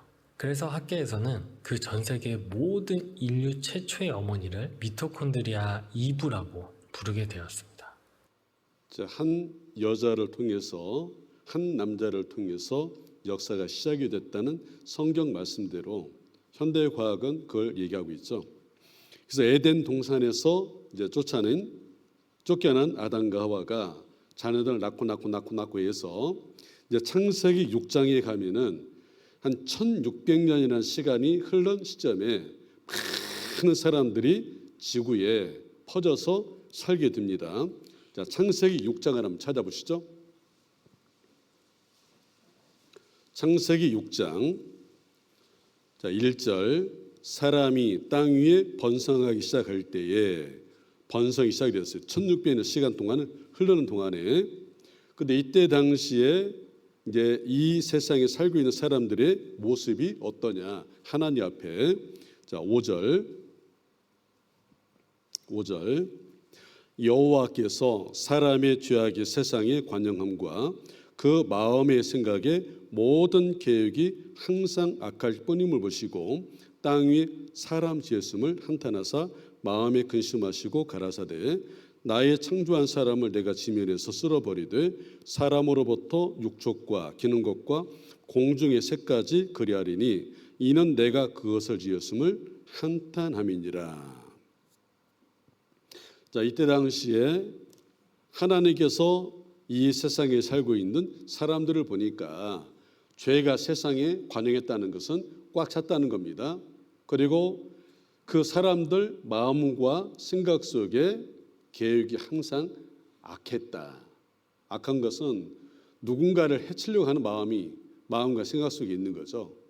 사기칠 생각, 해칠 생각 실행하잖아요. 그래서 그런 모습을 가지고 살아가는 사람들을 보니까 하나님께서 사람 지은 것을 한탄했다고 그랬어요. 내가 왜 사람을 지었을꼬. 그리고 이 죄가 세상에 꽉 찬 이 세상에 살고 있는 사람들을 싹 죽일 것을 하나님께서 계획을 했어요. 물로써 사람들을 쓸어버리리라. 이제 그걸 계획하고 근데 이때 당시에 딱 한 사람 노아는 하나님의 은혜를 받고 하나님과 동행하면서 살아가는 딱 한 사람 노아가 있었어요. 그 노아까지 죽일 수 없기 때문에 하나님께 노아에게 말씀합니다. 노아야, 내가 세상을 물로써 싹 쓸어버려서 심판해서 죽일 텐데 너는 거기서 살아남으려면 내가 시키는 대로 방주 하나를 지어라. 그래서 방주 설계도를 창세기 6장 14절부터 말씀해 주는데, 자, 6장 14절에 보면은 너는 잣나무로, 무슨 나무요? 잣나무로 너를 위하여 방주를 줄때 그 안에 간들을 막고 역청으로 깜빡이 칠하라. 그 방주의 재노는 이러하니 장이 300규빗, 광이 50규빗, 고가 30규빗이며 거기 창을 내되 위에서부터 한 규빗을 내고 그 본을 옆으로 대고 상중하 3층으로 할지니라. 잣나무로 3층짜리 배를 만드는데 이 배의 설계도 길이, 넓이, 높이가 나와 있죠. 자, 이게 한 규빗이 손끝에서 팔꿈치까지가 이게 한 규빗이에요. 45.6cm. 그러면 장이 300규빗이면은 길이가 138m, 넓이가 23m, 높이가 14m가 되는 이 큰 배를 만들라는 거예요. 그리고 상, 중, 하 3층짜리 배를 만들고 위에서부터 한 규빗에 여기 창을 쭉 여기 창을 쭉 내는 거죠. 자, 이 배를 잣나무로 몇 년에 걸쳐서 만드냐면은 100여 년간에 걸쳐서 배를 만듭니다. 자, 만들면서 사람들에게 노아가 방주를 만드는 모습을 사람들이 봤을까 안 봤을까 지나다니면서? 네? 봤겠죠. 응? 이게 옴서감서 사람들이 그 모습을 보고 뭘 짓냐? 방주. 왜? 하나님께서 비를 내려서 세상을 심판한다고 해서 살려면 방주 지어야 돼. 하하, 저 노양가 미쳤네? 비가 내리지 않은 시대에 그런 얘기하니까 사람들이 귀뚱도 안 듣죠. 조롱하고 노아가 미쳤구만. 네? 노아는 방주를 만들면서 사람들에게 이 사실을 전했어요. 방주 만들자, 대비하자. 근데 사람들은 농담으로 내고 조롱을 해요. 비웃고. 그 세월이 100여 년이에요. 방주 만들기를 다 완성하니까 하나님께서 방주로 들어가라. 비가 내렸는데 40일을 홍수가 땅에 40일을 있었다고 그랬어요. 천하의 높은 산이 다 덮였다고 그랬어요. 40일 동안 내렸던 비가 천하의 높은 산을 다 덮었다고 그랬어요. 자, 그럼 이때 당시에 비가 내릴 때 사람들 모습과 이렇게 조롱하다가 자, 이 사람 눈 보면은 비가 내리는 모습을 처음 봤어요. 얼마나 놀랄까요, 이게? 놀라겠죠? 비가 내리셔요. 이때 당시에 엄청난 충격일 겁니다. 우리 시대에 하늘에서 막 불이 떨어진다면 어떨까요? 엄청난 충격이 전 세계적으로 불이 떨어진다면 이때 당시에 비가 내리는 모습은 그와 같은 거예요. 엄청난 충격일 거예요. 비가 내리네. 그 노아가 말한 것이 맞는 거 아니야? 자, 비가 점점 내려서 하루가 비가 내리고 이틀, 40일을 내리는데 물이 점점 불어 올라가면서 방주에 와서 두드려 사람이 있어요. 물 열어달라고. 열어줄 수 없죠? 물 위에 방주가 떠다니다가 150일 동안 물이 이제 덮고 그리고 떠다니다가 나중에 150일 뒤에 하나님께서 바람을 불게 해서 바람으로 땅 위에 불게 하심에 물이 가만히 있고 물 위에 떠다녔던 방주가 7월 곧 그달 17일에 방주가 아라랏산에 머물렀으며 무슨 산에 머물렀어요? 아라랏산이라는 산에 방주가 머물렀다. 자, 그러면은 우리의 성경 이렇게 방주에 머물렀어요. 산에. 그럼 여기 창세기 6장, 7장, 8장, 9장, 4장이 아래 있어요. 홍수 심판에 관한 내용을 자세히 기록하고 있는데 그러니까 홍수가 있기 전 상황과 비가 내리는 상황 그리고 비가 내린 이후의 상황까지를 자세히 성경에다가 말씀을 하고 있어요. 그럼 이게 홍수 사건이 역사적인 사실한다면은 물이 전 지구를 덮었으니까 흔적이 전 세계적으로 물이 덮인 흔적이 있어야 되고 그리고 이 아라랏산이 실제 있어야 되고 방주가 아라랏산에 있어야 되겠죠. 근데 그런 적들이 정말 있을까? 여기 아라라사이 산이 터키라는 나라에 있어요. 여기 실제로 가면은 여기 산이죠. 요 산.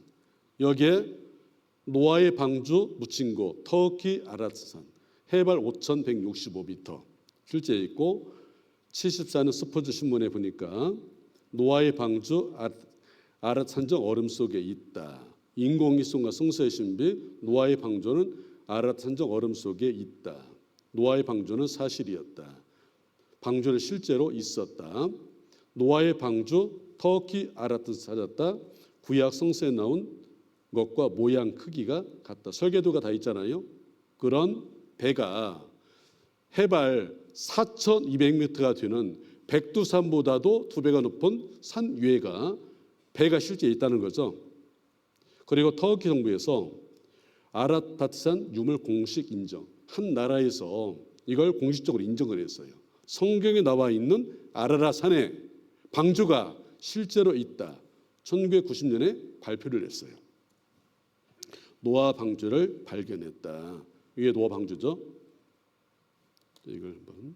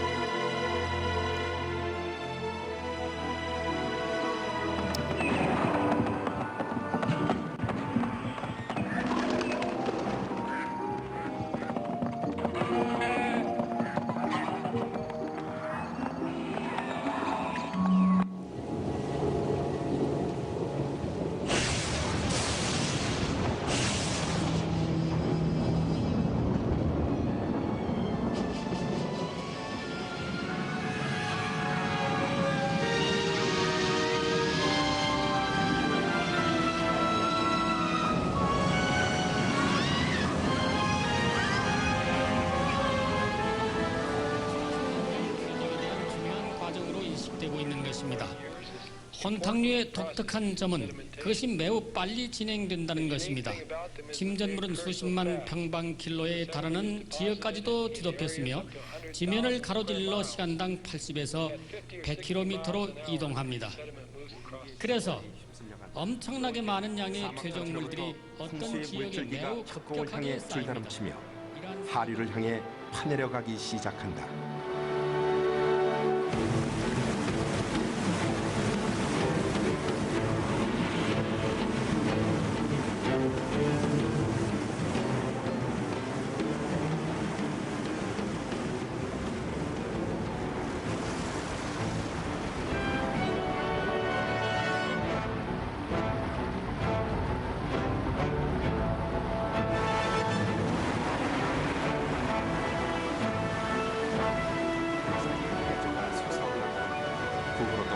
하늘 높은 줄 모르고 치솟는다.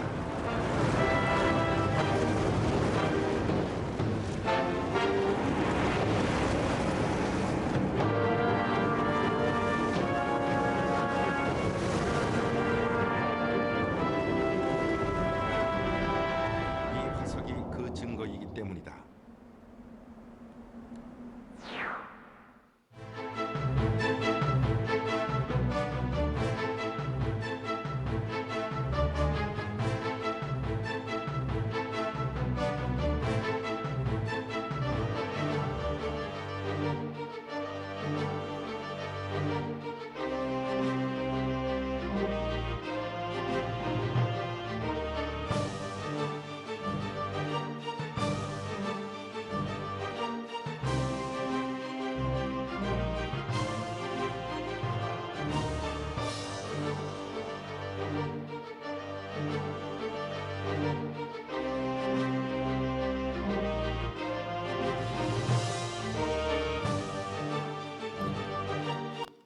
자, 이와 같이 지구 전역에 흔적이 전 세계적인 홍수의 증거가 퇴적층 이런 바위들을 보신 적이 있죠? 깎여나간 바위들. 이 물이 빠져나가면서 깎여나간 거죠. 그리고 염호, 그 전 세계적으로 화석. 우리가 지난해 가면 마이산이 있어요. 그 산꼭대기에 자갈무더기 산인데 산꼭대기에 조개 와서 물고기 와서 이게 발견돼요. 그 언젠가 모르는데 물이 그 산꼭대기까지 다 덮였던 때가 있다. 그 주민들은 다 알고 있거든요. 그때가 언제냐? 바로 성경에 나와 있는 홍수 사건 이때. 이제 우리나라만이 아니라 전 세계적으로 이런 퇴적층, 염호, 화석이 전 세계 발견되는 것은 홍수 사건이 다 있다는 얘기죠. 그리고 여기 이제 제가 몽골을 이제 10수년째 몽골을 1년에 한 번씩 다니는데요. 여기가 몽골 내륙이죠. 바다가 없어요. 여기 울란바토르 수도인데 여기 초이바 동쪽 끝이에요. 여기 가려면 1시간 반 비행기를 타고 날아가는데 여기뿐만 아니라 몽골 전역에 이런 염호들이 곳곳에 발견이 돼요. 비행기 타고 가다 보면은 내려가서 보면 이게 하얀 쳐. 이게 다 소금이에요, 소금. 이게 저거든 이게. 저가지 보여요? 가서 찍어 먹어봤어요 이렇게. 이게 다 짜요, 소금이다. 근데 몽골 전역에 이런 호수들이 엄청이 많은데 몽골 사람들도 이게 이해가 안 되는 거예요. 왜 여기에 소금이 있고 소금 호수가 있을까? 자, 이 성경을 얘기해주면 금방 사람 믿어요. 아, 성경 말씀대로 홍수 사건이 있었구나. 그럼 성경 사실이네. 그럼 금방 하나님이 계신 거 믿어요. 자, 홍수 사건이 있고 난 이후 자, 베드로 후서 한번 찾아보시죠. 베드로후서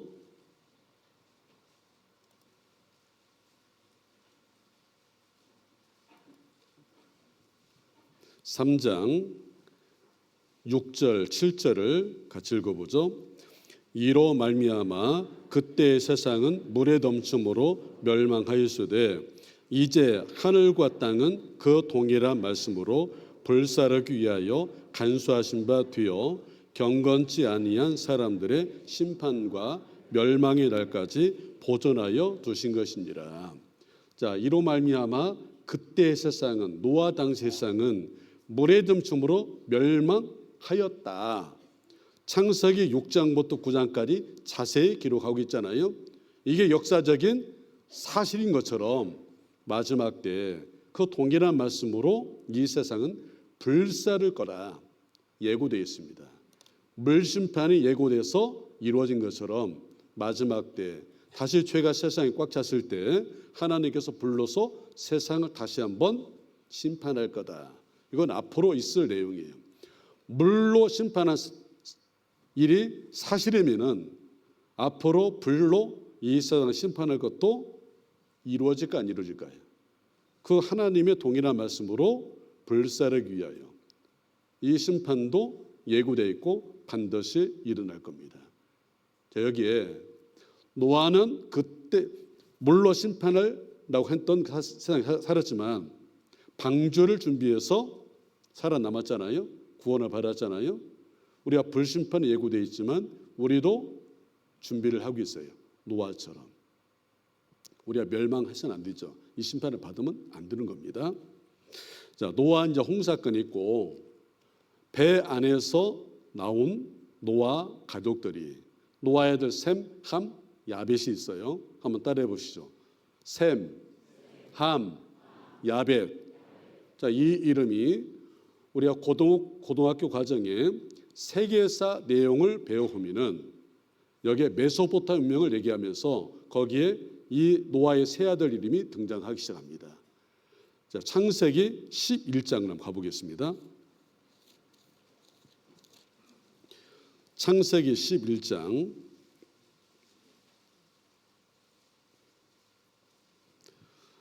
1절 온 땅에 구음이 하나요 언어가 하나였더라. 이에 그들이 동방을 옮기다가 시날 평지를 만나 거기 거하고. 자, 노아의 후손들이 이제 방주에 나와가지고 여기 동쪽으로 옮기다가 시날 평지를 만나서 거한다고 그랬죠.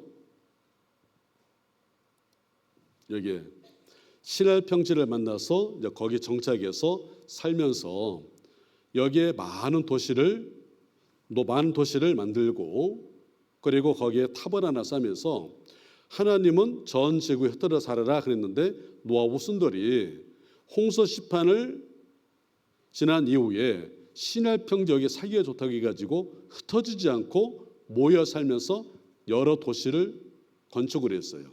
벽돌로 역청을 놔가지고 그리고 성과 대를 쌓아 많은 성을 쌓고 탑을 하나 쌓는데 하나님을 위해서 산 게 아니라 인간들 힘을 가지고 잘 사는 세상을 한번 만들어 보자. 그게 바벨탑 사상이죠. 하나님이 없이 인간의 힘을 가지고 한번 살아보자. 그래서 하나님께서 이때는 언어가 하나였다고 그랬어요. 탑을 쌓지 못하도록 언어를 흩어버렸다고 그랬어요. 그래서 여호와께서 거기서 그들을 온 점에 흩으신 거로 그들의 성쌓기를 그쳤더라. 그러므로 그 이름을 바벨이라니. 같이 읽어보죠. 그래서 이는 여호와께서 거기서 온 땅의 언어를 혼잡게 하셨습니다. 여호와께서 거기서 그들을 온 지면에 흩으셨더라. 자, 탑을 더 이상 쌓지 못하도록 하는 방법으로 이때는 언어가 하나 있는데 노아 후손들이니까 다양한 언어가 없겠죠. 하나인 언어를 사용했는데 어느 순간 하나님의 언어를 나눠버렸어요. 말이 안 통해요. 물 가져와라. 샬라샬라. 말이 안 통해 어느 순간부터. 예? 그러니까 탑을 쌓기를 그치고 언어가 통하는 시간끼리 전 지면에 흩어져 버렸어요. 자, 이게 사실일까? 여러분도 궁금하잖아요. 우리 시대에 다양한 인종, 다양한 언어가 있는데 이 언어가 왜 이렇게 다양성이 있지? 인종이 왜 이렇게 다양성이 있지? 짐승은 그렇지 않은데, 자, 짐승은 한국 닭하고 미국 닭하고 언어가 꺾여. 미국 닭은 어떻게 울까요? 영어로 울까요? 그러진 않겠죠? 꺾여. 중국 닭도요. 꺾여. 근데 사람은 각 나라마다 다양해요. 우리가 같은 한국말을 쓰는데도 충청도, 경상도, 전라도 옛날 버전으로 사투리 얘기하면은 알아먹겠어요? 이기가다, 니기가. 일본말 같죠? 경상도 본토 발음이에요. 이것이 다 니거냐? 이기가다, 니기가. 봐봐, 일본 사람이잖아. 근데 한국말 얘기해요. 네? 네. 봉창에 있는 쇠대 좀 가져다 줘. 알아먹겠어요? 전라도는 좀 알아들 있을 거예요. 봉창이 뭐죠? 저 창문을 봉창이라고 하기도 하고 주머니를 봉창이라고 하기도 해요. 쇠대, 열쇠. 수도권에 가서 봉창, 쇠대 이건 못 알아먹어요. 이게 한국말을 쓰는데도 이거 언어가 잘 통하지 않는데 외국에 가면은 얼마나 답답한지 몰라요. 근데 이 다양한 언어가 어디서부터 나눠졌을까? 자, 성경은 홍수 사건이 있고 난 이후에 노아의 후손들이 시날 평지에 모여서 살 때는 언어가 하나 있는데 바벨탑을 쌓는 일 때문에 하나님께서 언어를 흩어버렸다. 그때부터 다양한 언어, 그리고 흩어진 사람들이 정착에 살다 보니까 다양한 인종이 된 거죠. 그리고 이때는 땅이 하나 있는데 이때부터 땅이 나눠지기 시작한 겁니다. 그래서 시날 평지가 어디냐면 여기예요. 메소포타미아 문명이 발생했던 이곳 시날 평지 벽돌 위에다가 역청을 놔가지고 도시를 건설한 흔적이 지금 이라크에 가면은 곳곳에 남아 있어요. 이 도시가 바벨탑은 어디에? 바벨탑은 이라크 알리 부근에 있었다. 알리 부근, 이게 계속. 그리고 여기에 유프라테스가 흐르고 있는데 이 정방위로 보이는 이게 바벨탑 쌓았던 기초 부분이죠. 벽돌 쪼가리는 다 뜯어 써버렸고 기초 부분만 지금 현재 남아 있습니다. 그리고 농경 문화에 전파된 경로를 보면은 여기 시날 평지죠. 여기서 이집트로, 인도로, 황하로 농경 문화가 전파된 경로를 보면은 여기서부터 사람들이 나눠졌다는 것을 알 수 있죠. 여기도 여기에 노아의 아들 셈의 후예는 동쪽으로 이동으로, 야벳 후예는 북쪽으로, 함의 후예는 남쪽으로. 이게 흑인종, 여기 백인종, 여기 황인종. 그러면 한민족 우리나라는 여기서부터 해서 이쪽으로 넘은 거죠. 오리엔트 세계 활약한 중요한 민족은 셈족, 함족, 야베 쪽이 나오죠. 자, 여기서 신할평 여기서 이쪽으로 해서 이렇게. 그리고 베링 해협을 거쳐서 아메리카로 넘어간 아메리카 인디언들. 그래서 여기에 이쪽에서 이렇게 여기까지 오다 보면 대한민국 한민족의 이제 언어학적, 인종학적으로 분류할 때 우랄 알타이 여족에 속한다. 그렇게 분류를 하는데 우랄 산맥이 어디 있을까? 여기 있어요. 이렇게. 러시아 쪽에서 이쪽으로 내려오는. 그리고 알타이 산맥은 여기가 몽골이죠. 여기 이렇게 흘러가요. 알타이 산맥이. 이게 여기서 노아의 후손들이 이제 흩어지면서 일부가 이렇게 하면서 몽골, 중국, 여기 한반도, 일본 넘어간 거죠. 일부가 이쪽으로 해가지고 넘어간 사람들이 아메리카 인디언들이 있죠. 멕시코 사람들. 근데 말만 안 하면 똑같아요. 우리나라 사람하고. 제가 멕시코를 가보니까 깜짝 놀란 게 말만 안 하면 우리가 똑같아. 근데 말을 하면은 달라. 몽골도 마찬가지거든요. 몽골도 가도 말만 안 하면 똑같은 사람이 얼마나 많은지 몰라요. 근데 말을 하면은 못 알아들어요. 자, 이 다양한 언어, 다양한 인종이 언제부터 성경에서는 창세기 11장 바벨탑 쌓는 이 사건이 있고 난 이후에 하나님께서 사람들을 흩어버린 거다. 어떻게 해요? 언어를 흩어버려 가지고. 그래서 인류의 언어의 뿌리는 하나였다. 저게 인도에 가면은 인도 소수부족에 한국 사람이 가서 딱 보는데 어디서 한국말이 들려요. 근데 한국 사람이 아니거든요. 한번 들어보세요. 이게 한국어가 좀 비슷한지 다른지. 이게 인도 사람들이에요. 자원을 찾은 남인도 가족의 대화에서 흘러나온 낯익은 소리. 아빠 엄마가 들려요?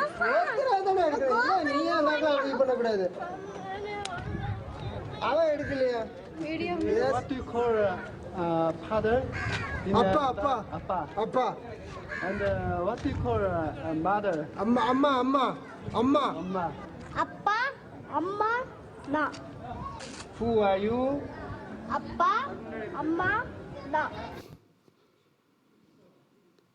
같죠? 그러니까 언어학자들이 각 나라마다 이렇게 언어를 이렇게 조사해 보면 좀 유사성을 가진 언어가 섞여 있다는 거죠. 그래서 쭉 거슬러 올라가면 원래 하나인 언어가 이렇게 나눠진 거다. 그게 언제부터 나눠진 거냐? 원래는 한 언어를 사용했는데 성경은 바벨탑 쌓을 당시에 하나인 언어가 나눠진 거다. 증거되죠? 그래서 인류의 파생은 바벨탑 사건으로 시작이 됐다. 언어가 나눠지고 인종이 나눠지고 땅이 나눠지고. 여기 이제 같이 읽어보죠. 내가 혹시 심중에 이르기를 그 말이 여호와 이르신 말씀인지 우리가 어떻게 알리요 하리라. 만일 선지자가 있어서 여호와 이름으로 말한 일에 증언도 없고 성취함도 없으면 이는 여호와의 말씀하신 것이 아니요 그 선지자가 방자의 한 말이니 너는 그를 두려워 말지니라. 자, 성경을 배워봤더니 성경이 다 신화예요. 거짓말이에요. 그럼 못 믿죠? 이 성경을 배워봤더니 성경이 다 사실이에요. 그럼 하나님이 계신 거 믿을 수 있습니다. 그래서 오늘 여기에 하늘과 땅을 하나님께서 다 만드셨다는 것을 말씀하고 있고,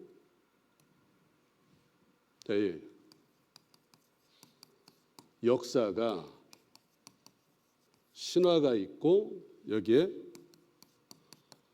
사실이 있죠. 역사를 얘기하는 성경에 역사가 들어가 있잖아요. 오늘 에덴 동산의 역사, 그리고 노아의 홍수에 관한 역사, 그리고 바벨탑에 관한 역사, 창세기 2장부터 시작해서 11장까지에 있는 큰 사건 에덴, 노아 용수, 바벨탑 사건을 배웠어요. 역사를. 자, 신화는 믿을 만한 증거가 없죠?